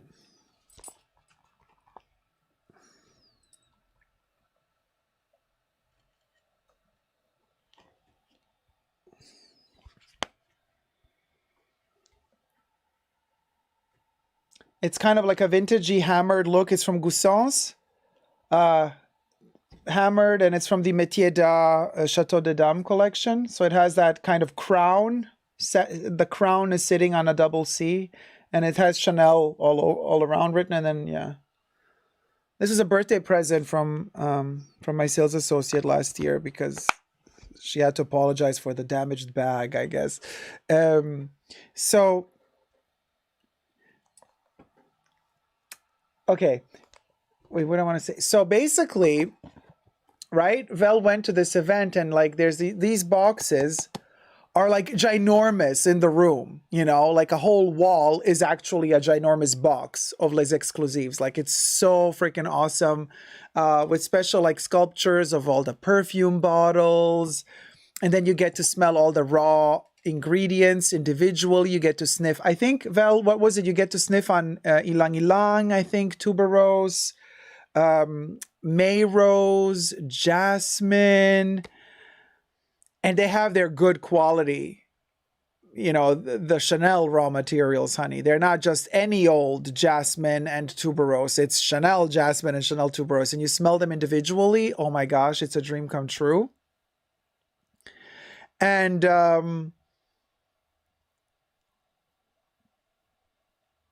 Aisha's asking how old is the brooch. The brooch is from Métier d'Art Chateau de Dame. So that was 2021. That was Métier d'Art 2021. Yeah, 2021. So it was 2021.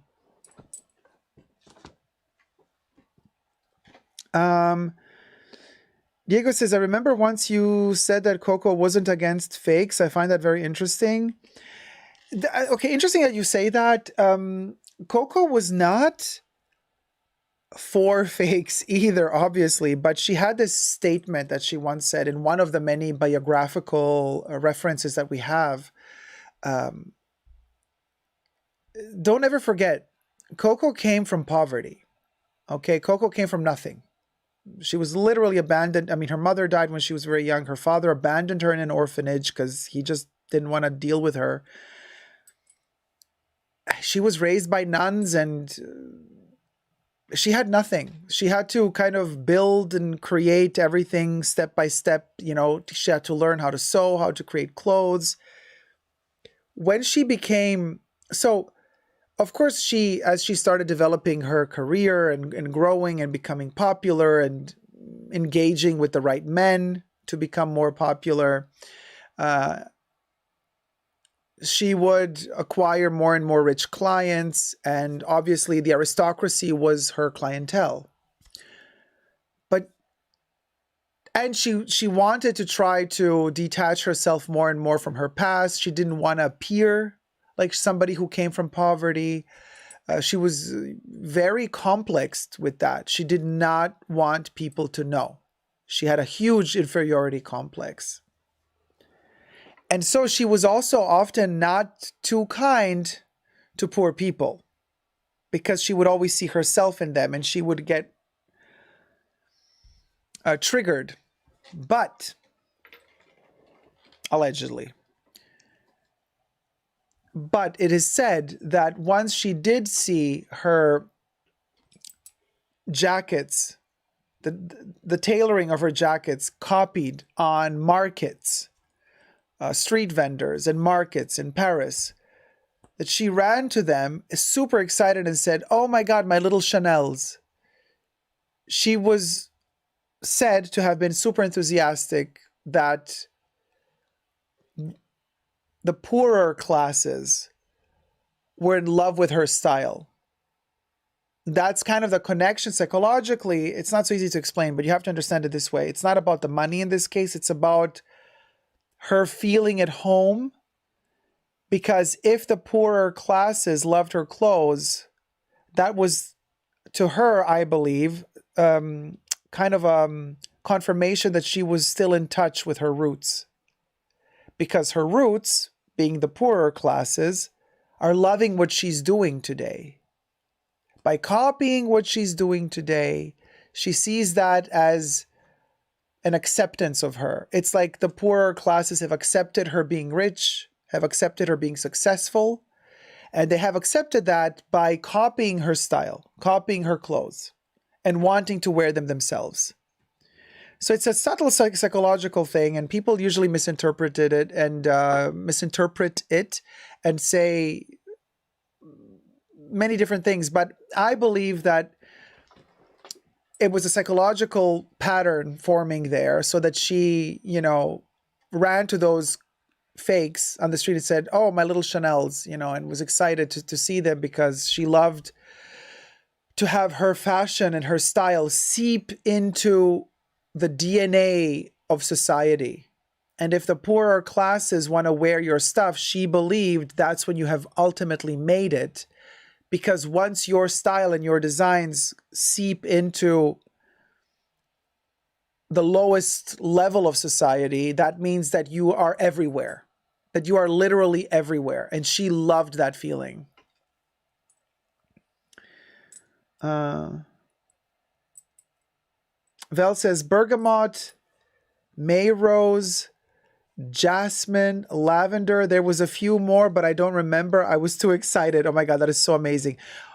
Bergamot. I want to smell that. Chanel bergamot. But Chanel bergamot is usually from Sicily. It's a Sicilian bergamot. At least the bergamot they use for pour monsieur eau de toilette is a Sicilian bergamot.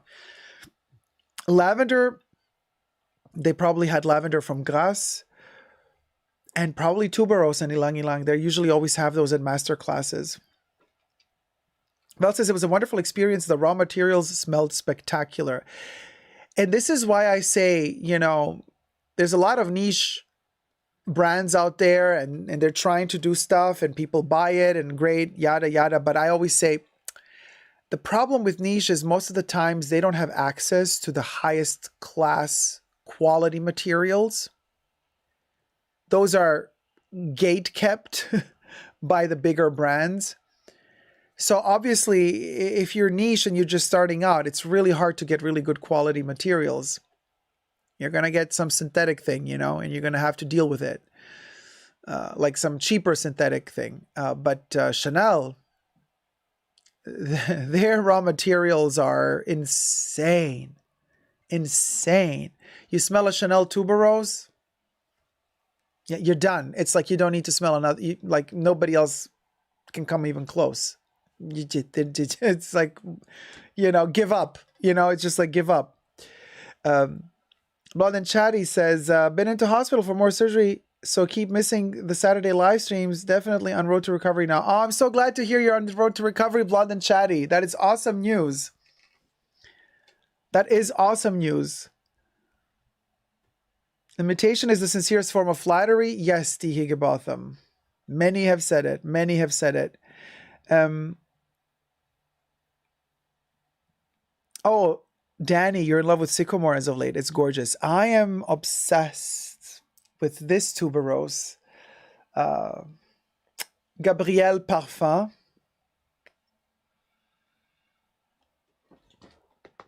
Obest. Obest.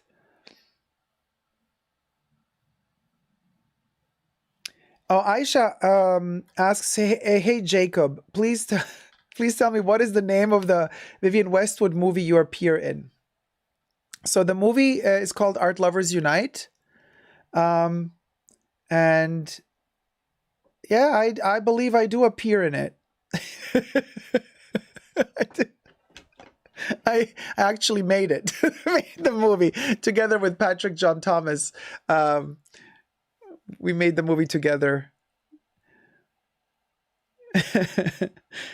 Cyber Coco says, I'm thinking the next Chanel perfume I'll purchase is Le Lion. Oh, it's amazing. Okay. Hey, Joyful Remorse, how's it going, sweetie?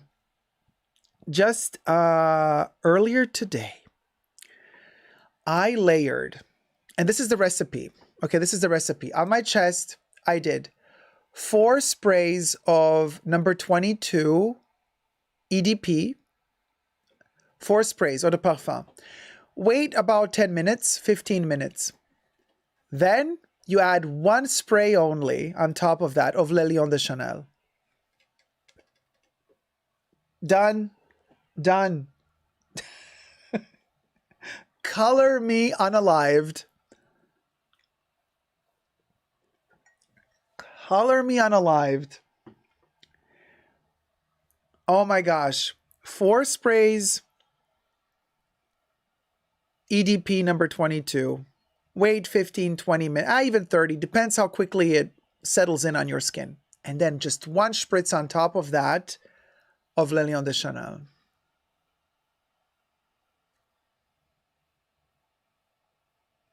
What can I tell you? And then on the wrist here, I sprayed Bel Respiro. So I still had, like, this is like hours later. So I had like this mix of 22 and Le Lion. And then from this side, I had kind of wafts of Bel Respiro coming at me. I mean, EDP.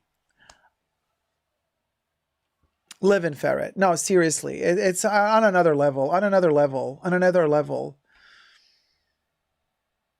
Oh, Cyber Coco. Yeah, that's what I was planning to use Le Lion for. A top layer with another fragrance. That's awesome.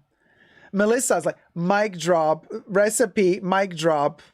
That's my kind of cooking, says Basic Bag Lady. Jeff Ramos says, I love my Toad Tube Blanchetti. The Art Lovers Unite backpack saved me at Disney. Oh my God. So thank you so much, Joyful Remorse. Oh. Wait, where are we going? Okay, hold on. The chats are kind of, what's going on? Sorry, the chats are jumping jittery, jittery, jittery.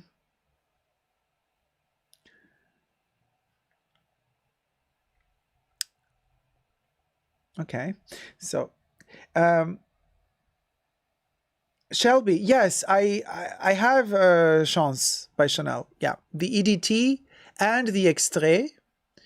The EDT is a gorgeous. It smells like paper with pineapple. Very fascinating. The EDT and the parfum is just amazing. I don't have the EDP though of Chance, and I do have all the flankers.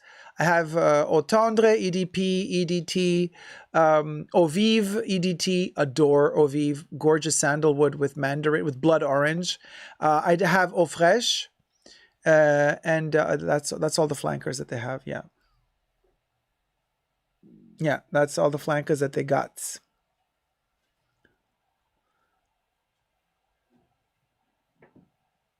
Oh, Aisha, thank you so much. You're excited to see the movie you'll watch just for me. Well, you watch it for yourself. Don't watch it for me. Watch it for you. Let me tell you why. Because Vivienne Westwood in that movie delivers such a loving and compassionate approach to art, paintings, and love of paintings, of life and death. It enriches you, really, to hear this woman talk about art. It gives you a whole new perspective on art. So it's wonderful. It's wonderful to hear Vivienne talk, and it brings her back to life. Now that she's no longer with us, that movie literally brings her back. And this is one of the reasons why Patrick and I are really very, very particular about and meticulous about showing this movie in cinemas. For now, as long as we can, we want to show it in cinemas, because there's something so magical about seeing Vivienne on the big screen. There's no movie in this world at the moment playing in any cinema where you can see Vivienne on a big screen. So we're keeping her alive that way, because when you go into the movies and you see her with all those beautiful paintings surrounding her, talking about the things she loves the most, art, it's such an experience. I mean, if you didn't believe in ghosts, you will after you see that movie, because she's there. Her spirit is literally there because she's talking about something she loves so much. Love is the most strong, most powerful force in the universe, and love can make magic happen. And the love that she has and the passion that she has for art is so strong that it brings her back to life when she talks about it. And then on a big screen, it's mind-blowing to me. Every time I rewatch that movie, I'm like, she's not dead. She's not. It's really, really something special. Something special. Very, very special.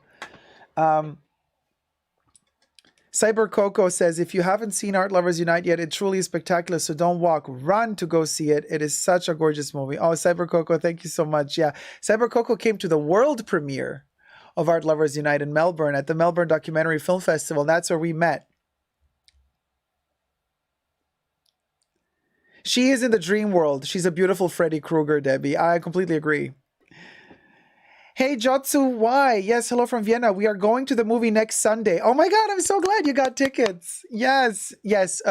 So Art Lovers Unite is premiering in Vienna, Austria next Sunday. Get your tickets. Get your tickets. And let me know then after you've seen the movie in the next live stream in the chats. Let me know if you liked it. And also don't forget, if you can, after you watch the movie, you can go to IMDb and leave a review for the movie. It's super important. Oh yeah, Jizzes, you need to review Art Lovers Unite. Or maybe you already did.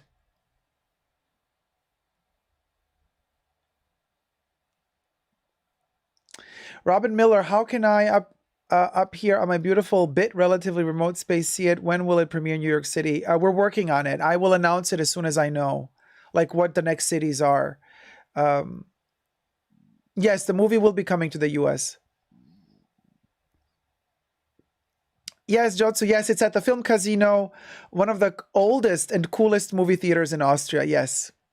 We worked on getting the movie in a beautiful, beautiful space. Also because for Vivienne, Austria and Vienna were very important. She met her husband in Vienna. So it's a very, very symbolic city for Vivienne. So it's a beautiful thing to have the movie play in Vienna. And then at such a historic cinema on top of that.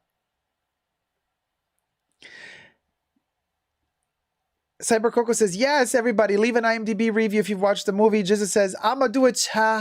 Where on IMDb? I think IMDb, you go on IMDb and you type in Art Lovers Unite and then the movie pops up, right? And then I think it says, leave a review. Josiah's, hi Jacob, we need it in New York City. Hey sweetie, working on it. Lindsay says, will it be released streaming someday? Someday, but we're very far away from streaming release. I'd love to see it someday, even if I can't make a theater release. We're working on it. It's going to take some time, though. Caleb is like, Chicago. Oh no, fingers crossed. I was like, oh, heart. No, fingers crossed. Bitch, I'm from Chicago. Ooh, okay. So you go to Art Lovers Unite on IMDb. Then you scroll down to user reviews. And then when you scroll down all the way down to user reviews, you click on plus review, you click on the button, and then it opens up a little window, and then you can give us the stars, and then like you can write a headline for your review, and then you write the review in text form under that.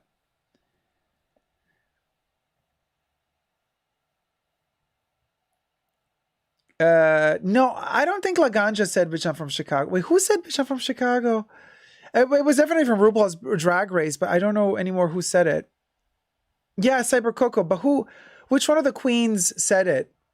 I don't think it was Laganja. No. I think it was a couple of seasons before Laganja. I think it was before Laganja. Oh, Shangela. Yeah, it could have been Shangela. Wait, Carrie, Mystique Summers Madison said it? No, girl, I think it was Shangela. Stacey Lane Mathers. Wait, who was that? Amethyst, Ohio? LOL. I bet it's going to take 10 for it to come to Ohio, but I want to go see it. Wait, so who? So it's Mystique Summers Madison said it? Oh, yeah. Joyful Remorse is like, no. Shangela is from Paris, Texas, honey. Okay, so it was Mystique Summers Madison. Justice says, how come the whole thing didn't take place in Vienna? The art scene here, the city's name is in Vivian and her Austrian husband. The movie also seems very Austrian humor. People loved the trailer. How come the movie didn't take place in Vienna? Well, the movie, because one of Vivian's favorite galleries of all time are in Berlin. So we shot in one of her favorite places.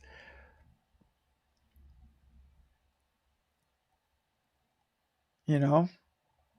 So Mystique's, hey Tracy B. So Mystique said it? Mystique Summers Madison, bitch, I'm from Chicago. Okay, maybe one day you could come for a visit and stroll around museums with your fans. By the way, you look fine with short haircut.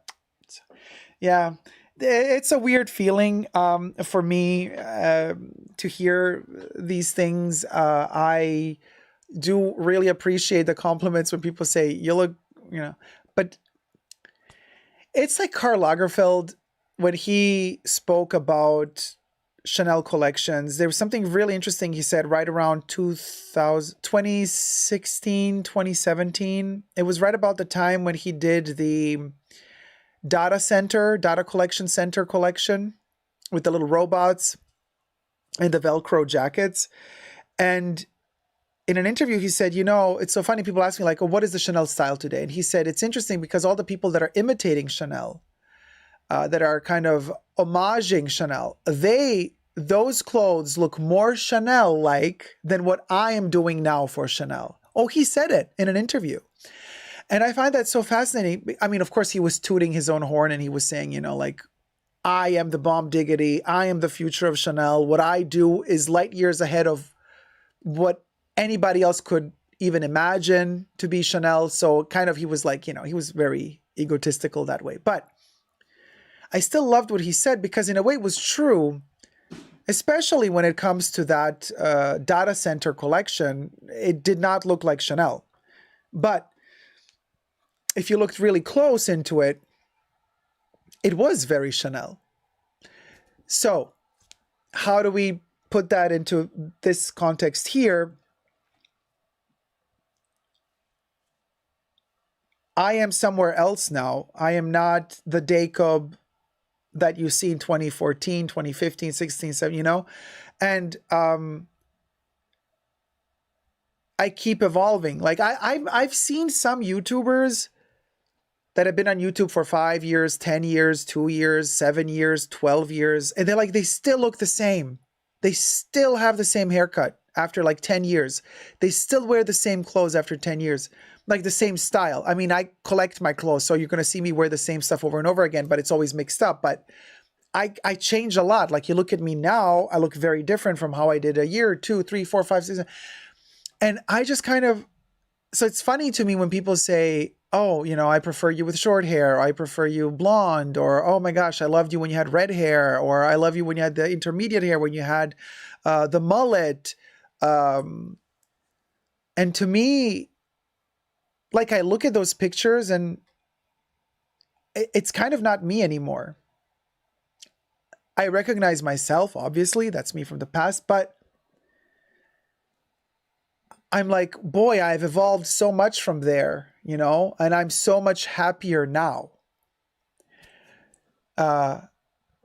So it's always bizarre to me when people say, oh, I like you like that, you looked hot with the short hair, whatever. And I'm like, yeah, I don't see it. I appreciate the compliment. I really do. But at the same time, I try to relate, but I can't. It's very distant to me, It feels like a different person. Super fascinating.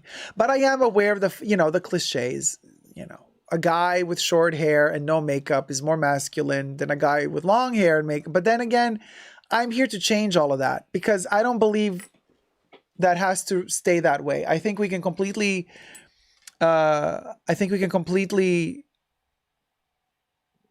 like re-sensitize ourselves and our understanding of what is masculine or not masculine by choice.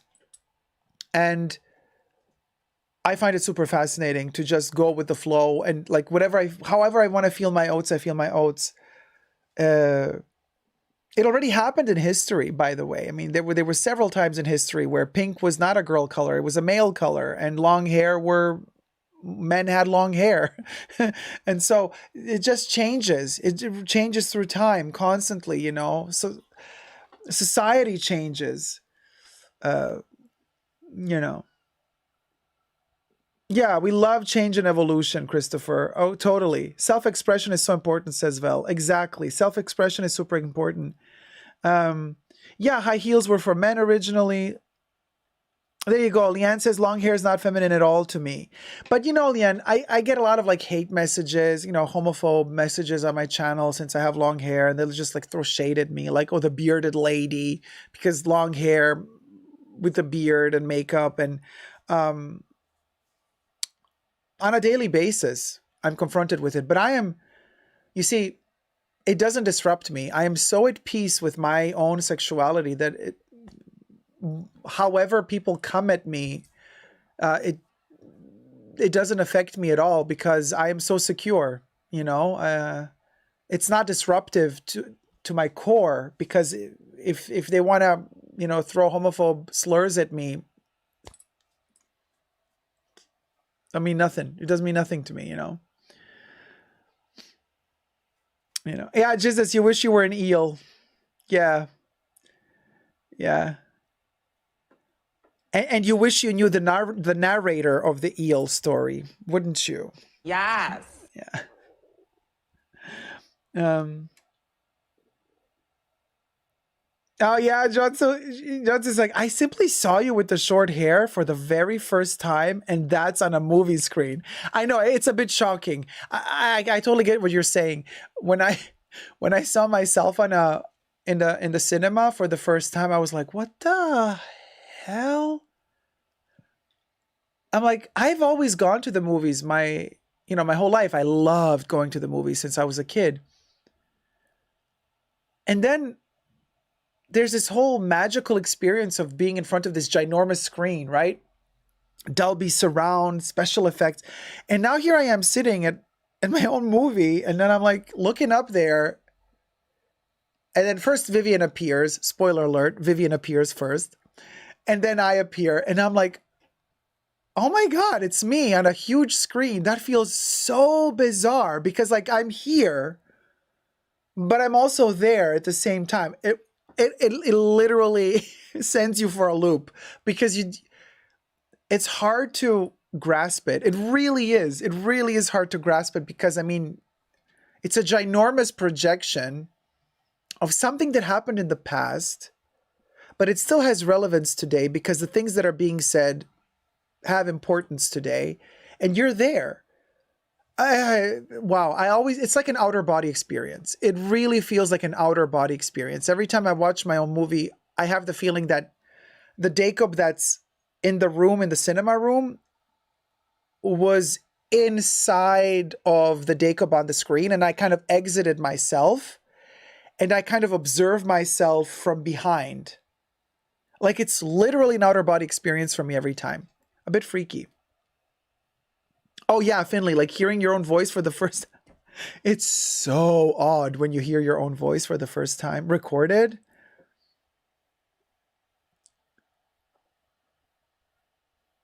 Like, super funny. Yes, water off a dog's back, says Caleb. Oh, totally, totally. Confidence is the best looking thing a person can wear. Yes, Tracy, agree. Lindsay says, seeing yourself on a movie screen must be a wild experience. Outer body experience, totally for me. Kev says, I wonder if that's why actors don't like to watch their work.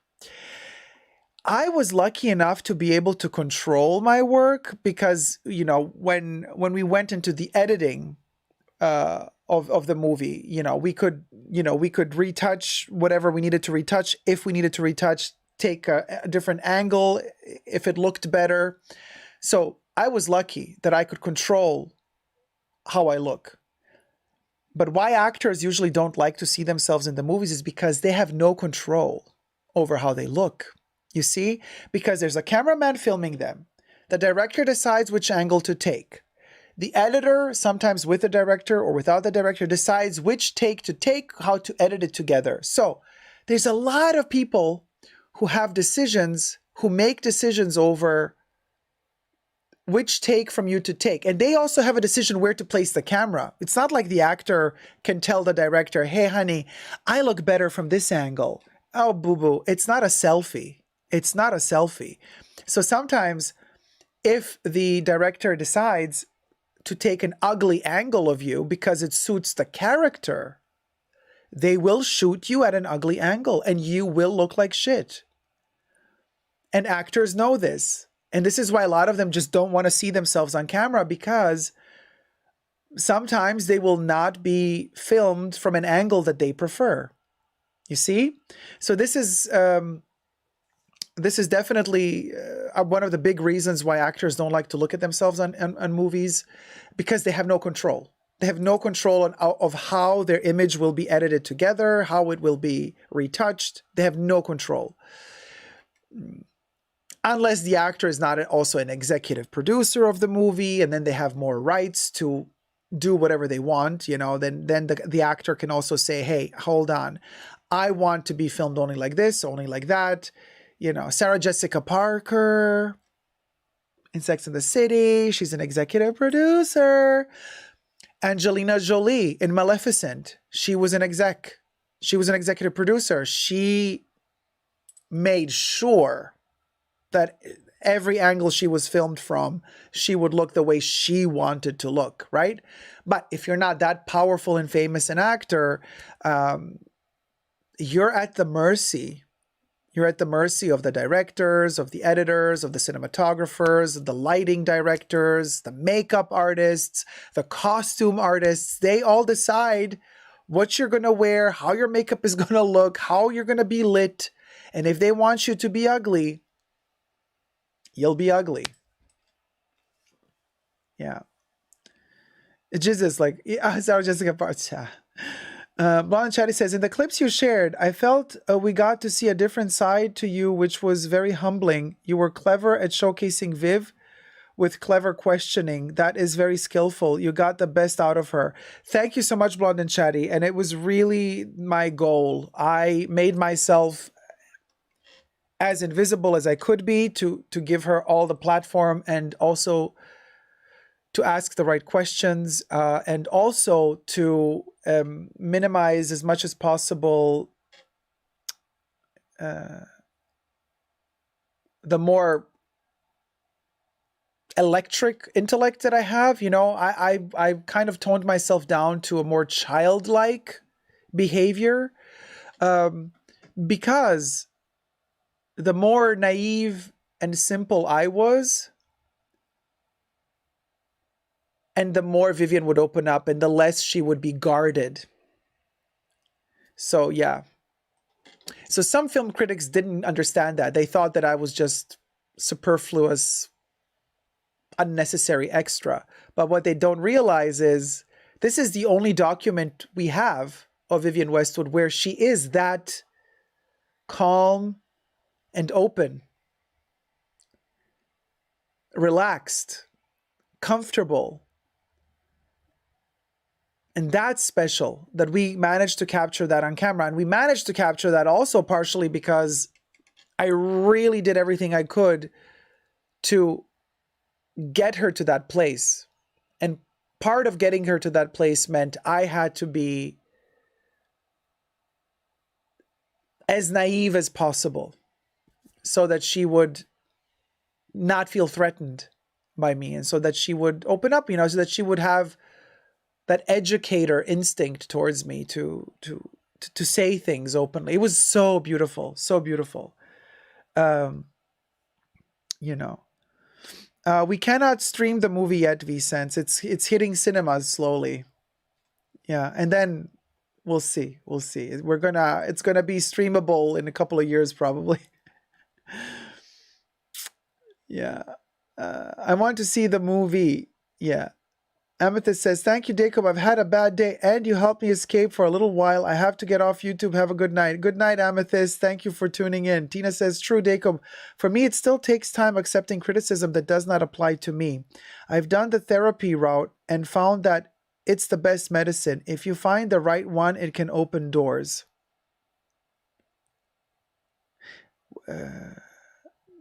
If you can find the right one, what right one? The right therapist? Or accepting criticism? Oh, no, Jesus. I'm not even going to read that. About Sarah Jessica Parker and the Equestrian Division of Hermes. Jail. You're going straight to jail. Straight to jail. Andy. And Andrea Myers says, what reaction did you get from her employees that came to see it?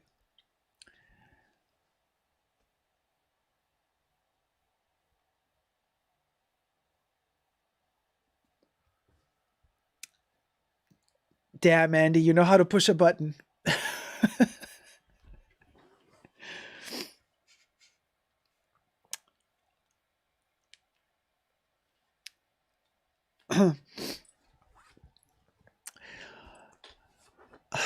We all cried.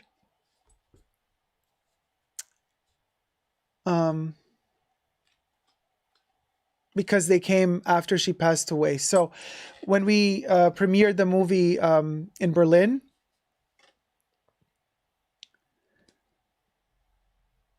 when after the end credits were done, we whatever cast and crew was left, right? We went to the stage and we sat down for a Q&A session. And so I sit down and I look in front of me and I see her her colleagues from work and her crew.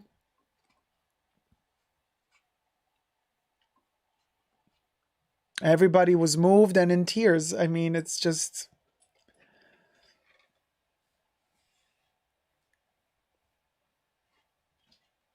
She was really special, you guys. Like, I don't even know how to put it into words, but like to have lost somebody like Vivienne Westwood, we've lost a lot.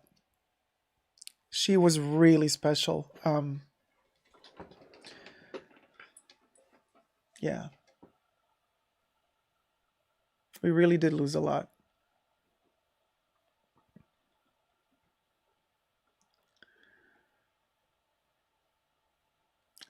Anyway.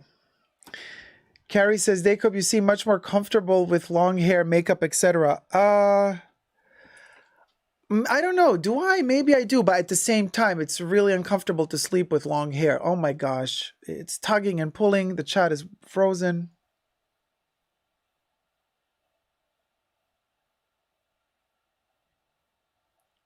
Oh wait, who said loved your old YouTube videos? Loved your old YouTube videos. In your short hair, you were starting out. You looked great. All right. We just had a conversation about it. Okay, thank you. um,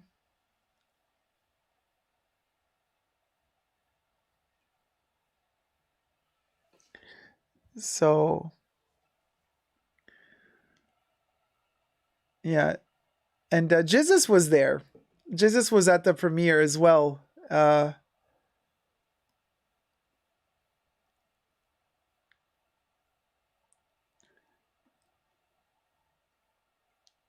No. Andy's like, sorry. No, don't be sorry. You asked the right question. Hey Zane, Dakoba, what a magical moment you had with her. How lucky you are to have known her on that level. I mean, I really, really am lucky. Andy says, then you did a marvelous job capturing that.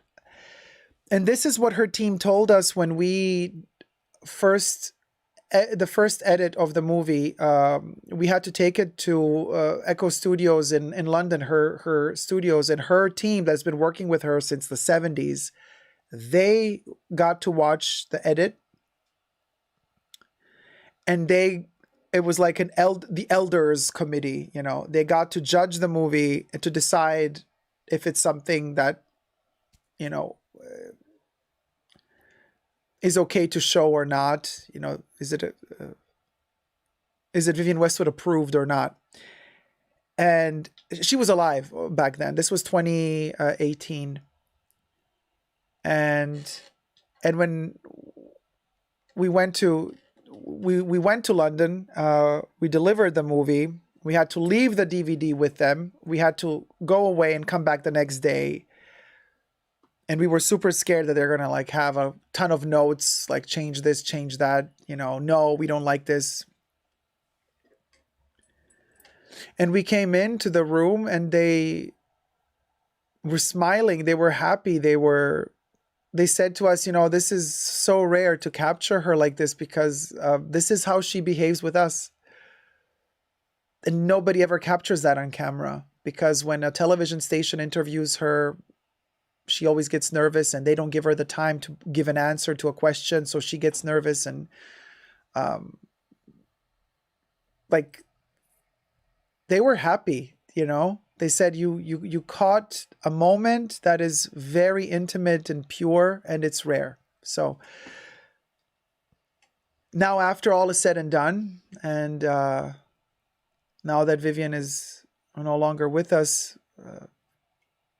you know, for now, I don't know if there's any hidden films made with her in the past years that are now being edited. This I don't know. But for now, this is the only document we have of her in that energy. There's a ton of documentaries with Vivienne Westwood and about Vivienne Westwood. Throughout the decades, many, many documentaries and movies have been filmed with her and about her. But this is the last one, you see. Very special. Bon and Chatty says she was beautiful inside and out and really shook up the status quo here in the UK. Yeah, she did. Hey, LEB. So yeah, yes, we did lose her, but her legacy may still live on, for sure. Aisha, it took me too long to grow my hair. Yeah, when the lockdown started, that's when I stopped cutting it. So the last time I cut it was February 2020. February 2020. So 3 years. 3 years. Yeah, Jesus was there at the premiere. Crybaby Zagi says, I'm on a trip to San Fran right now, watching you while sitting at Land's End. Yes, Queen. Safe travels. Romina was there as well, Finley. Romina was at the premiere as well. Gloria says, we all got to see Jesus. The mystery was revealed. Teresa says, my hair is almost to my waist. I can't stand sleeping with it down. So I twist it in a bun to sleep. I do too, but sometimes the bun opens up and then like I wake myself up because like the hair is kind of behind my shoulder and then I want to turn around and I press on my hair and I tug my own head and I wake up and I'm like, oh no, I broke another hair. You know, it's so annoying.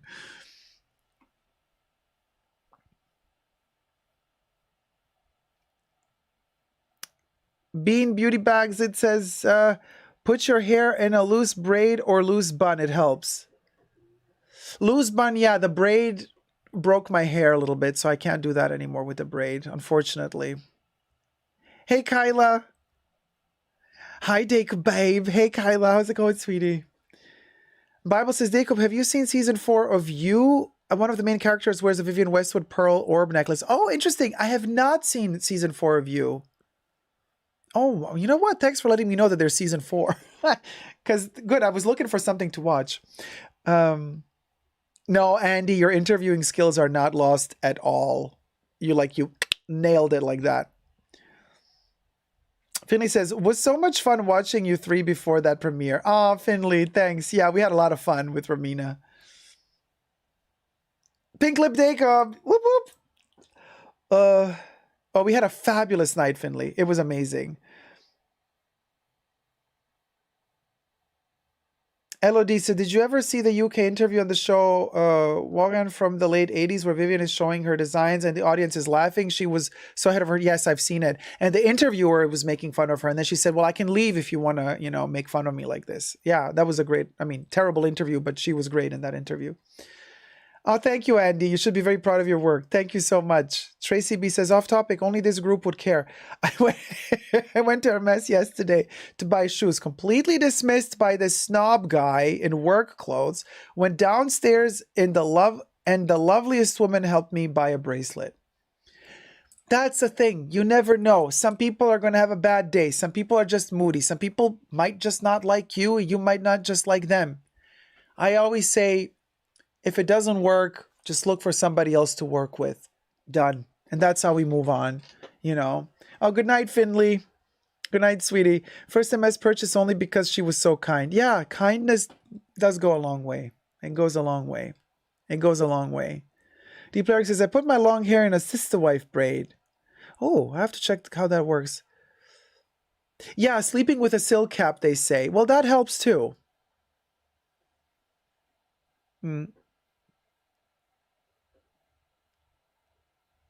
Oh my God, Jesus, when the hair gets in my face, it's the worst. And especially when it kind of gets into your mouth or in your eye somewhere and you can't find, where is the hair? Why is it tickling me here, but I can't feel it up here to pull it away? And then usually it's because it's hanging from down here. So you have to actually find it down here to pull it away. But I'm always kind of trying. So annoying. So annoying. Yeah, it ruins my sleep too. Yeah, silk sleeping cap. Yeah, I'm going to need to get one of those. Oh, V-Sense. I agree. They all get the best fashion shows in heaven. Also the best TV shows, the Golden Girls, all of them. Oh, I like all sorts of movies. I do love the horror genre. I do love thrillers. I love drama. I love science fiction. It all depends on who's making it, who's the writer, who's the director, who the actors are. Everything has to fit, right? So, I like my top movies list, John Cassavetes' Opening Night, masterpiece with Jenna Rollins from the 70s. I adore it.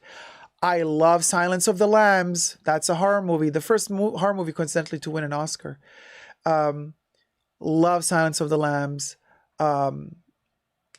I love Pedro Almodovar's early movies, especially Matador, Women on the Verge of a Nervous Breakdown, High Heels, Tie Me Up, Tie Me Down.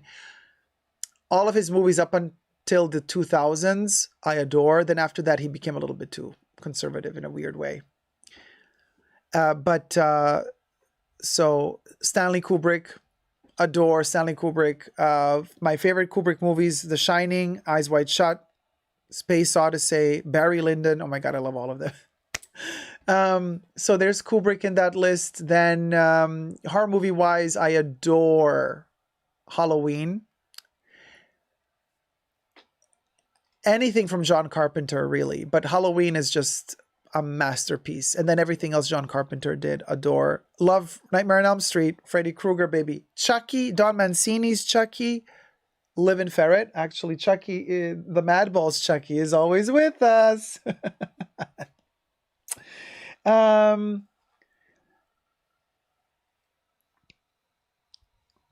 So, I love last year in Marienbad. Coco Chanel did the clothes for that movie from the 60s. Love that one to bits.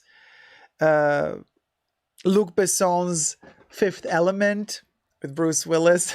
I adore that. You see what I mean? It's very mixed. It's like intellectual movies and Jurassic Park. Yeah, I'm not going to be that snob and say, and yeah, I love Jurassic Park. Love Jurassic Park. I love Jaws. I love E.T. Those are the Steven Spielberg movies I love. I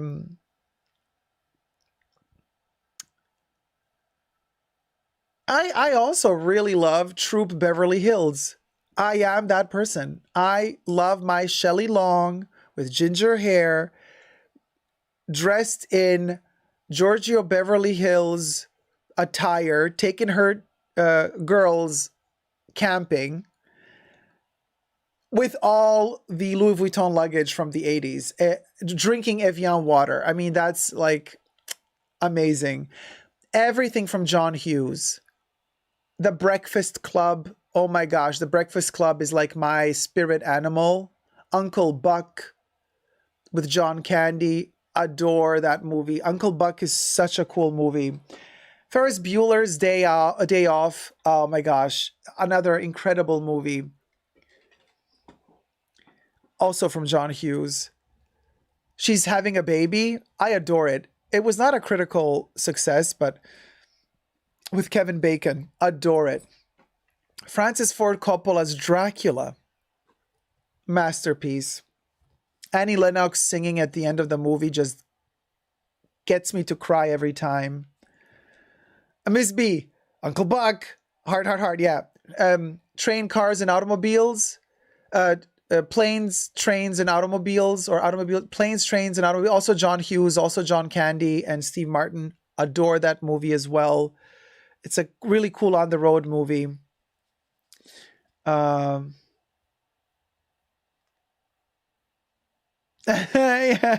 Incantations, yeah. It's cookie time. It's cookie time. True Beverly Hills. Oh, Evil Dead 2. Please said Fruit Gummy. Yes, I've seen Close Encounters of the Third Kind. Love it. Yeah, and Jaws, love it. I know. I also wish Giorgio Beverly Hills would make a comeback. Totally wish they would make a comeback. Everything John Hughes, however. Good night, Corey K. Good night. What about this year's movies? Anyone you loved? Mine was Tar. I went to see it 4 times. Never ever done this before. Triangle of Sadness was also very special. So by this year's movies, you mean last year's movies, right? 2022. Halloween Ends. I know. I loved it. It got terrible reviews. I loved it. Halloween Ends really set a right mood for me. Loved it. Halloween Ends. And then I didn't really see many other movies last year. I was too busy kind of promoting my own movie. I was like traveling. So there was no time really. It was so insane. But I wish I would have gone to more movies. Breakfast Club was filmed in Chicagoland, says Zane. Breakfast Club is a freaking masterpiece. I can't, you know. Oh no, Jesus, you did the 100% dark chocolate? Yeah, but it wakes you up. Yeah, you best believe it's like a drug.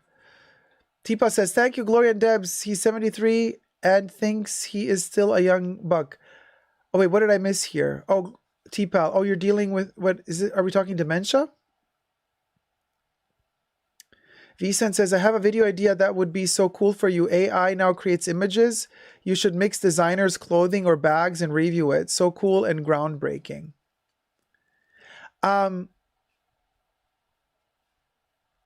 Okay, so, well, AI, as you know, AI is generating my merch. Bubbles is generating the merch. By the way, get the Bubbles AI generated merch now at www.superdacob.com. But not just that. Also, all my backgrounds are unique, one of a kind, AI generated. For example, this background here was generated by an AI, and I told the AI, generate a room that looks like a poor Barbie's house. And believe it or not, Bubbles thinks that this is a poor Barbie's house. I'm like, cha, this doesn't look like a poor Barbie's house. But this is what AI thinks is a Barbie done poor. Barbie on a budget. I was like, this is awesome. I would live here. Why is this like Barbie on a budget? Look, even the art pieces on the wall. So yeah. So this is a Bubbles generated poor Barbie house. I know, Gloria Rathinos. I also want this poor Barbie house. It's not poor for me either. Andy says, I think I grew up there. Stimulus Barbie, heartbreak. Oh, yeah. Oh my God. Stimulus Barbie. Gwendy, actually, right? No, Gwenny. Okay, so Gwenny explained to me how to pronounce the name in a comment under my video today, right? And you said that the first D is not pronounced. And you could say Gwyneth, but you said the correct way would be Gwenny, right? So it's Gwenny St. Clair. Ever After was very beautiful to watch, and that gown. Oh, and I loved watching, but this is a TV show, but I loved watching Wednesday on Netflix. Gwyneth. Yeah, I know you said Gwyneth, but you said actually that you don't, like you said it's okay to pronounce Gwyneth, but not necessarily the ith at the end. You from your comment, I understood that the th is also not there, but it's okay if it's there. Yeah, it was a fun watch to watch Wednesday. Oh yeah, Katie, I would live in this poor Barbie house any day. Are you kidding me? I love it. Yeah, the lamp is great. Barbie house from 70s that had 3 rooms and folded up into one. Live in Ferret. Oh yeah, me too. Wednesday was a binge watch for me. Totally. Wednesday was a binge watch. I mean, yeah, and I'm looking forward to season 2, but yeah, I don't know. They're having like difficulties. Then they moved it, right? Apparently from Netflix to another station or something like that. To another, I don't know. Oh, Leanne had the townhouse. Awesome. I had the 80s Barbie house with the elevator. I love the elevator. I had Crystal Castle. No, I didn't have Crystal Castle. I wished I had Crystal Castle. Hold on. There you go. Okay, this is a dream of mine. I never had Shira's Crystal Castle. I did have Castle Grayskull, Snake Mountain, and it also has a pull elevator. Crystal Castle. I wanted new inbox with the pink outer box with the glitter, the glitz and the glamour, and all of those gorgeously glittered plastic bits to attach to the Crystal Castle. It's like a pink castle in the clouds. Oh my God. I want that. If I could find one still boxed, brand, a dream. A dream. Come to Snake Mountain if you dare, Corey.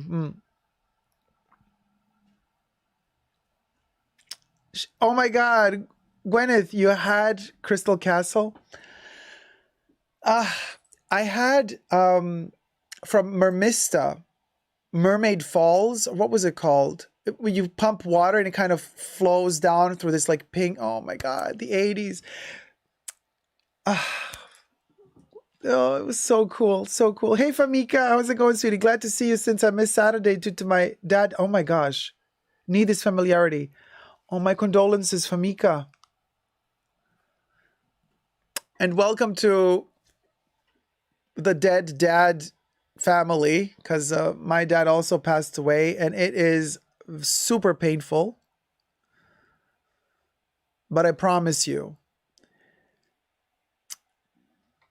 something will click in you after some time has passed and you have had time to mourn, and he will be alive in your heart. Like, my dad is completely alive for me. Like, I know he passed away, but now after many years have passed,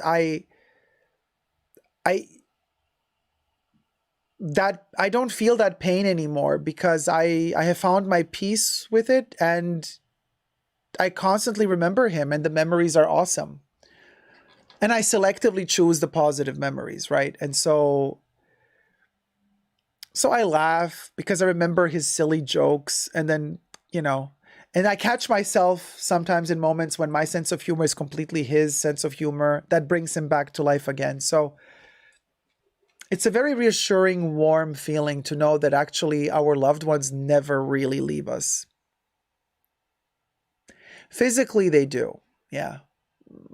But spiritually, they never leave us. They never, as long as we're alive, they're alive.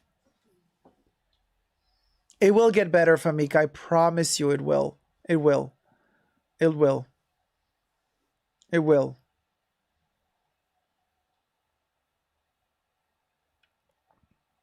Mm. Gloria Retino says, yes, Jacob, they never leave you. My mom passed in my 20s. She's still in my head, giving me her advice, even when I don't want it. Yeah, that's exactly what happens. That's exactly what happens. And it's a beautiful thing, really, because physically they're taken away from us, but spiritually, nobody can take them away from us. Nobody. And when you realize that, and they start talking to you through your memory or sometimes in your dreams, oh my gosh.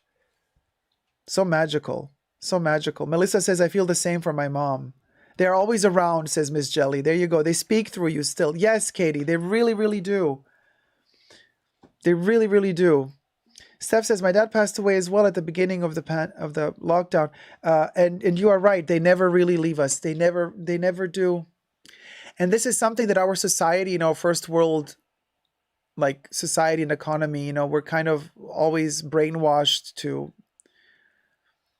just be consumers and spend money and be slaves to the system and work and work and work. But they kind of condition you to lose touch with spirituality, which has nothing to do with religion, y'all. Spirituality is a different thing. But we are highly spiritual beings, and our spirituality does permit us to connect with our loved ones, even though they're physically not there.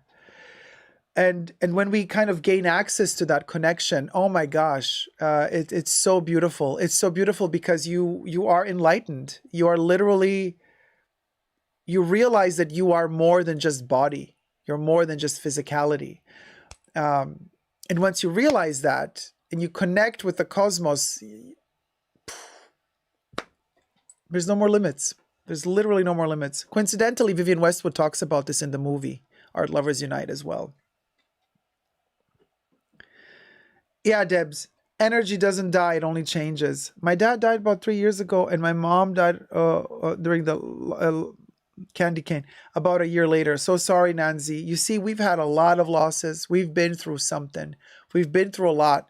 These past 3 years and even prior to that, we've been through a lot. We carry a lot of luggage. A lot of luggage. And this is also why I always say, don't be too quick to judge people. And sometimes they come off as trolls. You never know what a person is going through. Doesn't give them the right to be a douchebag to you. But if you have the strength in you to give them a chance to explain, do that. Once. I'm a sucker who does it twice. On the third time, I'm like, okay, now you're really just a troll. So I'm not saying keep giving you chances. At a certain point, a person really shows you who they truly are, and then there's nothing you can do about it. We move on. But don't be too quick to judge because you don't know what a person is going through. But we have, Corey says we have very nice luggage. Yeah, also. We have nice luggage. We got some ugly luggage, but that's life. That's life.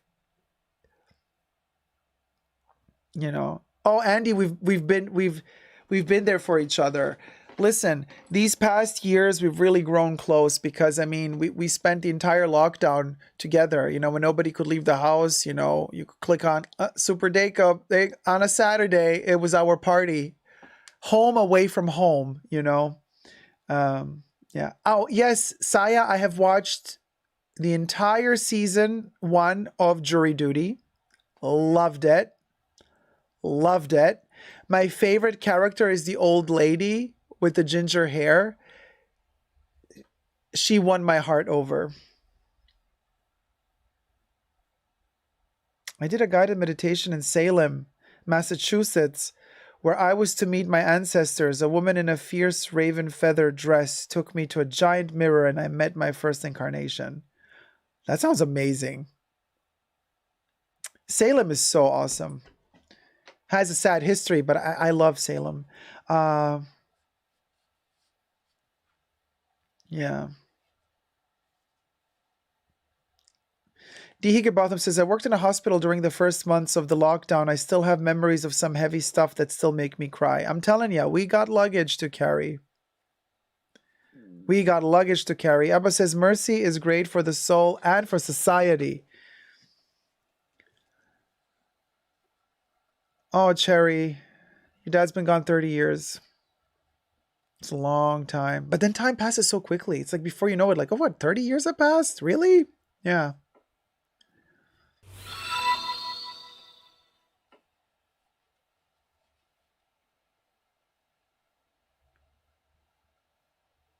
Corey says to Gloria, your misspelling of my name made me laugh so hard. My uncle calls me Cortina.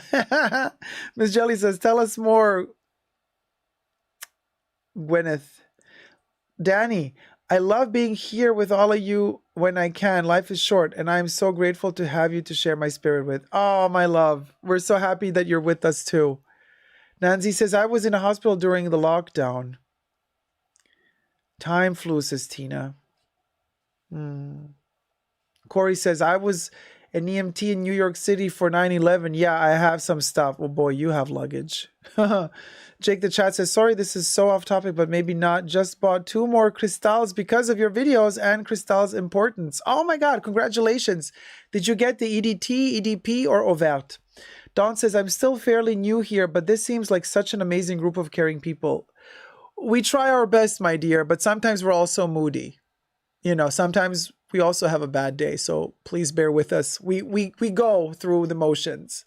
Like I always say, people think, oh, you're such a superficial channel. Like, what fits in my bag? Unboxing channel. I'm like, nah. You don't know the Fashion Bunker. We start very superficial. Very superficial. And then we go deep, honey. We go deep. Every time. Jury Duty is super fun, Katie. Yeah, I love it. I watched the whole season. It's been out of stock, Danny. Yeah. Tracy B says, love Jury Duty. When she says, it's just not my thing. I know. Oh my God, that was so hilarious. It's like, why are you not eligible to be a juror? She's like, it's just not my thing. Honesty, always the best policy. Time is interesting because 5 seconds from now and 30 years from now, all travel side by side. Yeah, I know what you're saying. Barbara says, are you in a miniature house? Tell us about your backdrop. Bubbles made this backdrop. It's an AI generated backdrop. Bubbles has been told, hey, generate a poor Barbie's home. And this is what came out. Bubbles thinks this is poor Barbie house. To me, it looks fabulous. But hey, it's AI generated. And I wanted this kind of Barbie look to contrast the luxury conversation that is in the title that we've already had. So that was the idea behind it. We're great virtual friends, says Famika. But if you stay on, it gets deep. It does, Corey. Yeah. Yeah. We go, Gloria. We feel our feelings in the bunker, honey. We feel them, Heartbreak Hotel. That's what he said, Zane. Good night, Blonde and Chatty. Katie says, I like how international we all are too. Like, I learned so much. Andy says, being over 70, I don't have to do jury duty anymore. Oh, you have been freed from that hilarious state.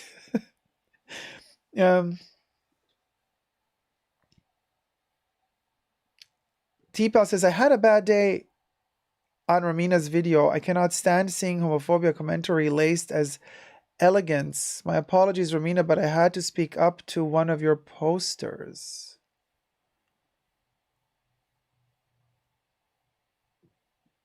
I didn't see that comment, T-Pal. Steph says, agree, life is short. The older you get, the more and more you are aware of it. It literally makes you think hard about, how you want to spend the time you have on this earth. Exactly.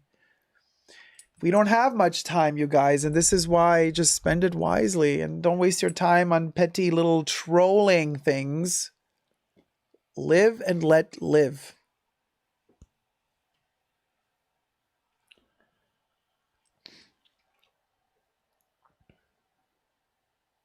Bubbles is getting better and better, Gloria. Yeah, just don't tell Bubbles to do hands. She's not so good at doing hands. Not so good at doing hands.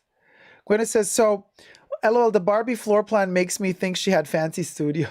Kind of.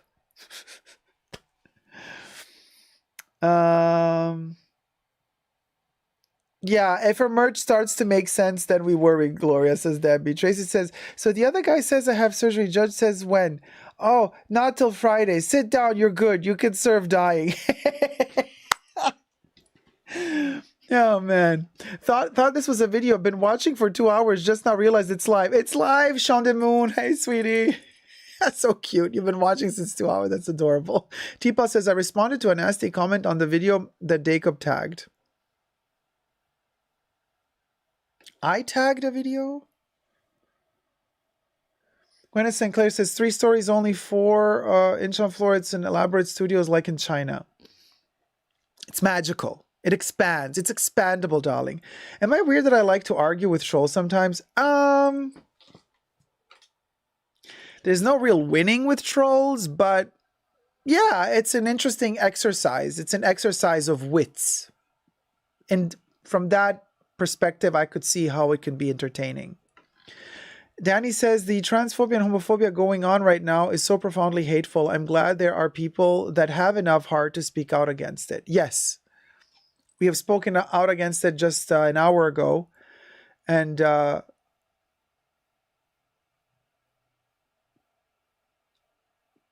there's none of that trash here. Homophobia, transphobia, none of that.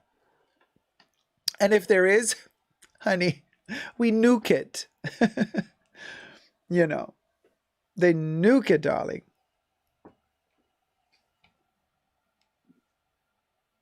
Oh, exactly, T-Pal. Silence is not acceptable if you care about human rights. One of my ancestors figures prominently in the Salem trials.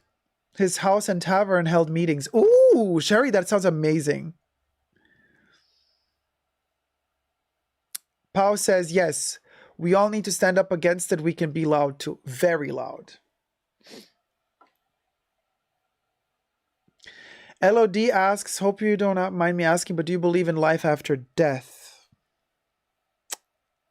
I don't really know if I believe in death, you see.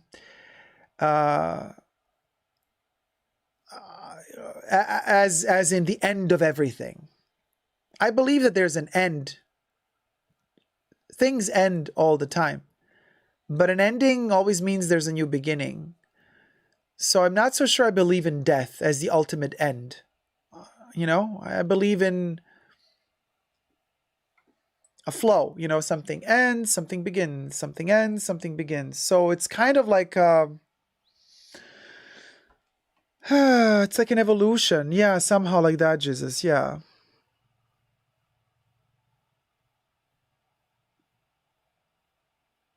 You know? Gwyneth says, I saw your Fake Friends episode, and that YouTuber saw her, and you can tell she's faking her child. This is a lot of her, she. I don't know who we're talking about. We're not going to let them. Just, Teepa says, I'm talking about Romina's recent video, the one you at. Oh, the one where she talks about Anna Bay. Oh, yeah, Katie, we're going to have to in the streets soon. And I mean, yeah, I mean, people are going to have to go to the streets. The soul never dies, says Vibina M. Corey says, my hubby's great something was hanged during the trial as a witch. Fabulous being a witch. Witches are awesome. I think so, Jesus, you move to the next level, right? Yeah. Carrie says the body will die, but the energy has to go somewhere. Yeah. Pao says, I believe anything is possible after death, and I believe in ghosts. And says the soul is alive, the body passes. Corey says a door closes, another one opens. David says energy is never lost, it just changes state. And Lee says that's comforting. It is. Teepa says yes. Deacon Botham, I like to believe that I'm traveling through eternity. This life is just one leg of the journey. Yeah, one tiny leg in infinity. Mahones says one can be certain that there is no one alive that knows what is after death. Well, unless one has a memory of a cyclical ending and re-beginning.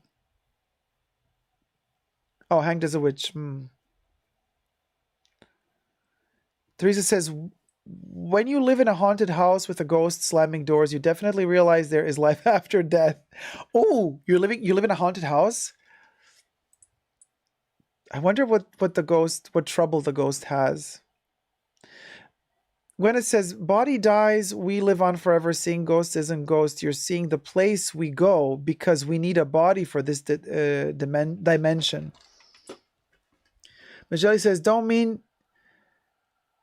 mean to the witches. No, we love witches. We are witches. Kev says, I hope no one gets my energy when I expire. Why not, Kev? Vivina says, I would be burned at the stake if I was born in those days. Which witch? She's a witch. LOL. Lindsay says, oh, I have an ancestor who was hung as a witch. Her name was Goody Kendall. She was a nanny accused of making a richer family's child ill. Wow. Dawn says, there's so many witch content today. Dawn says, unfortunately, I'm having a hard time staying awake. Thank you for the nice evening. Good night, everyone. Good night, sweetie. Carrie says, there's a short story called The Egg by Andy Weir. It's about all of humanity being the same single entity endlessly reincarnated. Fabulous. Heartbreak King says, so I know there's a spirit realm. Gwyneth says, reincarnated isn't what people think it is. We jump in another when we are bored and ready once we get over past life. Teresa says, yes, my house is haunted for years. My husband's brother died here, so we believe it is him. Oh. Well, did you try talking to him? Kev says, they can't handle my energy. Oh, okay, that's why you're like, I'm not going to give you... Pao says, I've seen all my grandparents after they passed. They've always come to check on us. Oh, Nancy, thank you so much for the tip. Non donatait de $10. Thanks for the open conversation. Papa Cherry, thank you so much, sweetie. Yes, open conversation. Corey says, my house too. My ghosts are just cute people. There we go. We're all witches, MMM. You best believe. You loathe burnt steak, David. Morticians say that corpses smell like Lost Cherry by Tom Ford, says Jizza. And says, my sister saw our dead grandpa when she had an important meeting. Corey says, I have a cute little girl from the 20s. Wow, living with you? I've read The Egg, Carrie Fernandez. It's interesting. Tom Ford has left the building. You best believe, Kev. A long time ago. Mahona says, I think I'll start to write nonsense. Like, it's 4 a.m. Time to slip. I really enjoyed the live stream. Bye. Bye, sweetie. Good night. Zara says, so bizarre. I have been feeling like it is Halloween time versus spring. Conversation is adding to the spooky vibes. I feel that too. Not kidding. Yesterday, I felt the whole day like, why are the days so gray and short all of a sudden? Like, did I sleep through the solstice? The summer solstice? What happened? Such a vibe. It's Halloween in 187 days, by the way. We're almost halfway there, you guys. Halloween, best time of the year. Gloria, you also keep seeing Halloween things this week? Bizarre. Me too. Jacob, if you could bring back to life a small group of dead people to share a dinner and conversation, who would they be and why? Oh, Letty, here we go. Good night, Aisha, Kiptia. Well, I would bring back Vivian, Coco, B. Arthur, Rue McClanahan, Betty White, Estelle Getty. Oh my God, all women. Stanley Kubrick, Tennessee Williams, Truman Capote. I would want to have all of them in one room. And I would want to be a fly on a wall in that room, just to observe them. I think in that room, Stanley Kubrick would feel very uncomfortable. Corey says, I wouldn't say she's exactly living with me. No, yeah. I mean, you're living, she's just ghosting with you.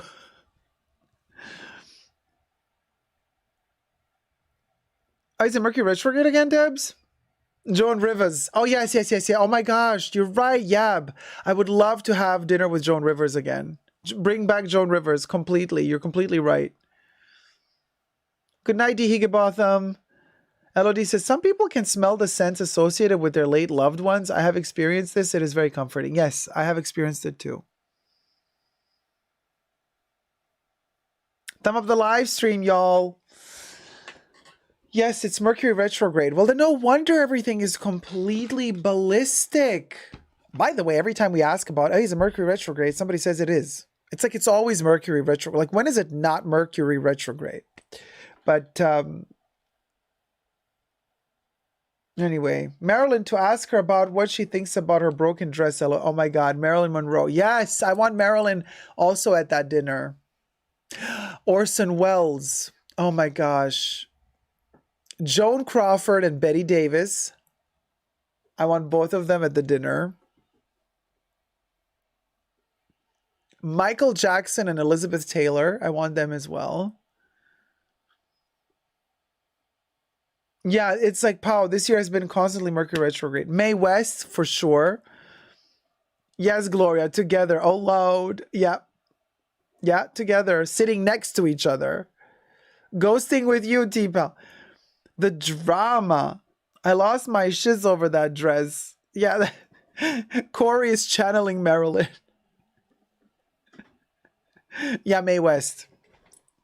Why don't you come up and see me sometime?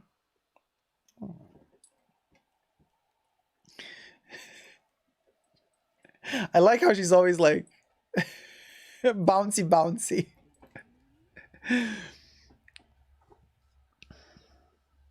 You know? When I'm good, I'm good. And when I'm bad, I'm better.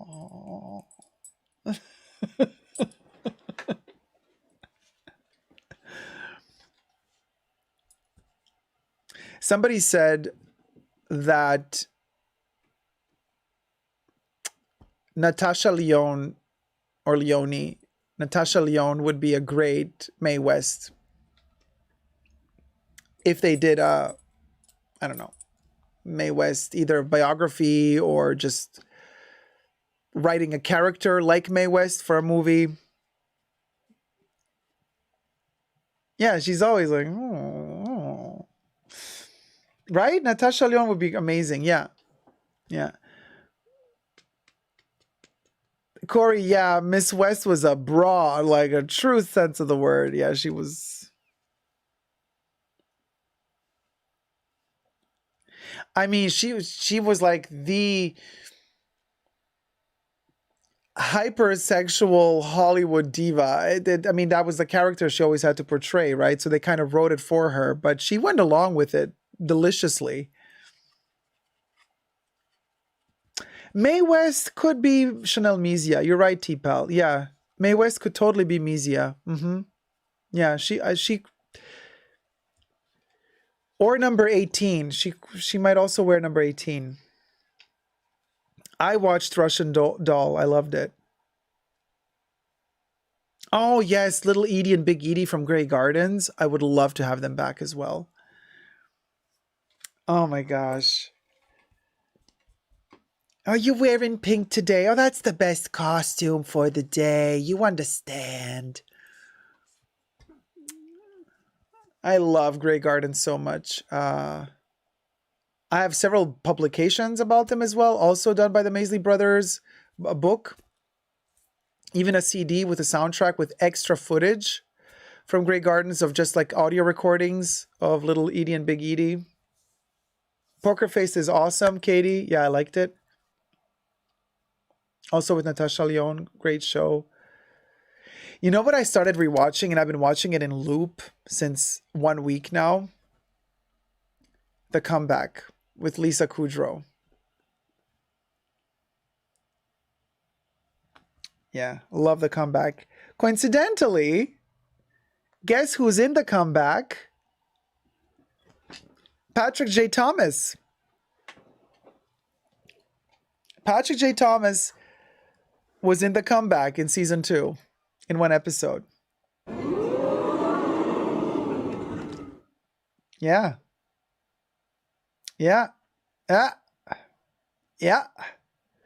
He's in the episode, in episode 2, where when Lisa goes to the Emmys, but then she has to go to the side room, like she's not in the main room of the Emmys. No, they segregate her and her husband to the side room. It's not the last episode where she actually wins an Emmy, but it's yeah. So Patrick met Lisa Kudrow, and she was very nice, he says. He says that she was such a sweetheart. She was very, very, very sweet and kind. So that's good to know. And I've been watching it in loop. Season 1, season 2, season 1, season 2, season 1. I finished it and I started all over again. It's just... Hello, hello, hello. I mean, I don't know. There's just something about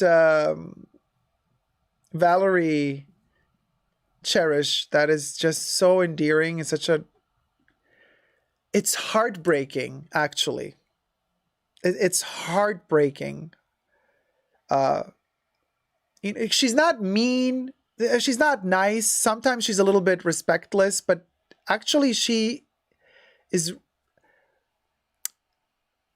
a good person. It's just that Hollywood made her very peculiar, and there's so many moments, when Lisa Kudrow masterfully plays that balance between comedy and drama, and oh my gosh, she's such a good actress. So underrated, you guys. So underrated. No, Zara, there's a new trailer out? I did not. And just like that, trailer season 2, I did not see it. Oh my God, Katie, you relate to Valerie Cherish so much, and that says a lot. How's Patrick doing? He's doing good. He's doing good. He's working full-time on the movie release. I met the artist who sculpted James Dean's bust. He did a painting for Mae West. She told him about Marilyn. Something happened to that girl. She didn't kill herself. You have to be a tough B to be A? I'm missing a part. I'm going to need 6 weeks worth of watches for when I can't drive after surgery.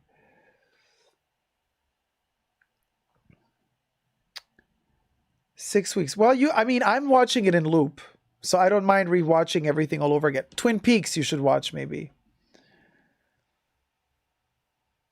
Oh, good night, Jotsu. Good night, Bonwi. Jacob, what is your official Instagram account? Super Jacob Backup, all spelled together. Follow me on Instagram, Super Jacob Backup, all spelled together. Wait, what am I... Oh, here you go. Bubbles. Bubbles answered. Jotsu, be sure to follow Jacob on Instagram. There you go. Bubbles sent you a link. LOD says, I actually had a little chat with Ann Miller once. Who was in the movie Easter Parade. She sang Shaking the Blues Away in it. She was great. I miss her. Oh my gosh, that's awesome. Oh my God, Katie. Che is back. Yab says, Jacob, thoughts on the colors, the Benetton fragrance from the 80s. Adore it. Adore it. Kev says, oh, can we do a live reaction of the And Just Like That trailer? That would mean that the live stream would be demonetized. So I have to figure out how to do that, you guys. Like Let's talk about movies again soon, says Jotsu. Yeah, and let me know how you liked the Art Lovers Unite movie in the cinema in Vienna. Sarah says the trailer is giving old school Sex and the City vibes. Oh my gosh, I can't wait to see it. Bible says, I watched it just like that season 2 trailer today and can't wait for it to be on. I hope Jacob does reviews of the episodes like he did from season 1. I'm trying to figure out how to do that because I could do that before because my live streams went offline after. But now that they're staying online, they would get demonetized or whatever. So I have to figure out, we might have to do those live streams separate on like Totally Jacob on my other YouTube channel maybe, which I hope is still monetized by now because I haven't been posting in months. Videos there. I've been watching Grace and Frankie. So funny. I also watched finally the documentary of Halston. Oh, I loved it. So I got a headache. Sad. Didn't finish watching Russian Doll.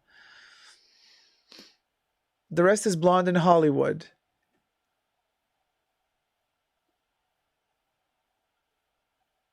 Oh, you have to be okay. Gwen, it says you have to be a tough biatch to be a blonde in Hollywood. Yeah, totally Jacob, Debbie, probably. What do you mean I remembered you?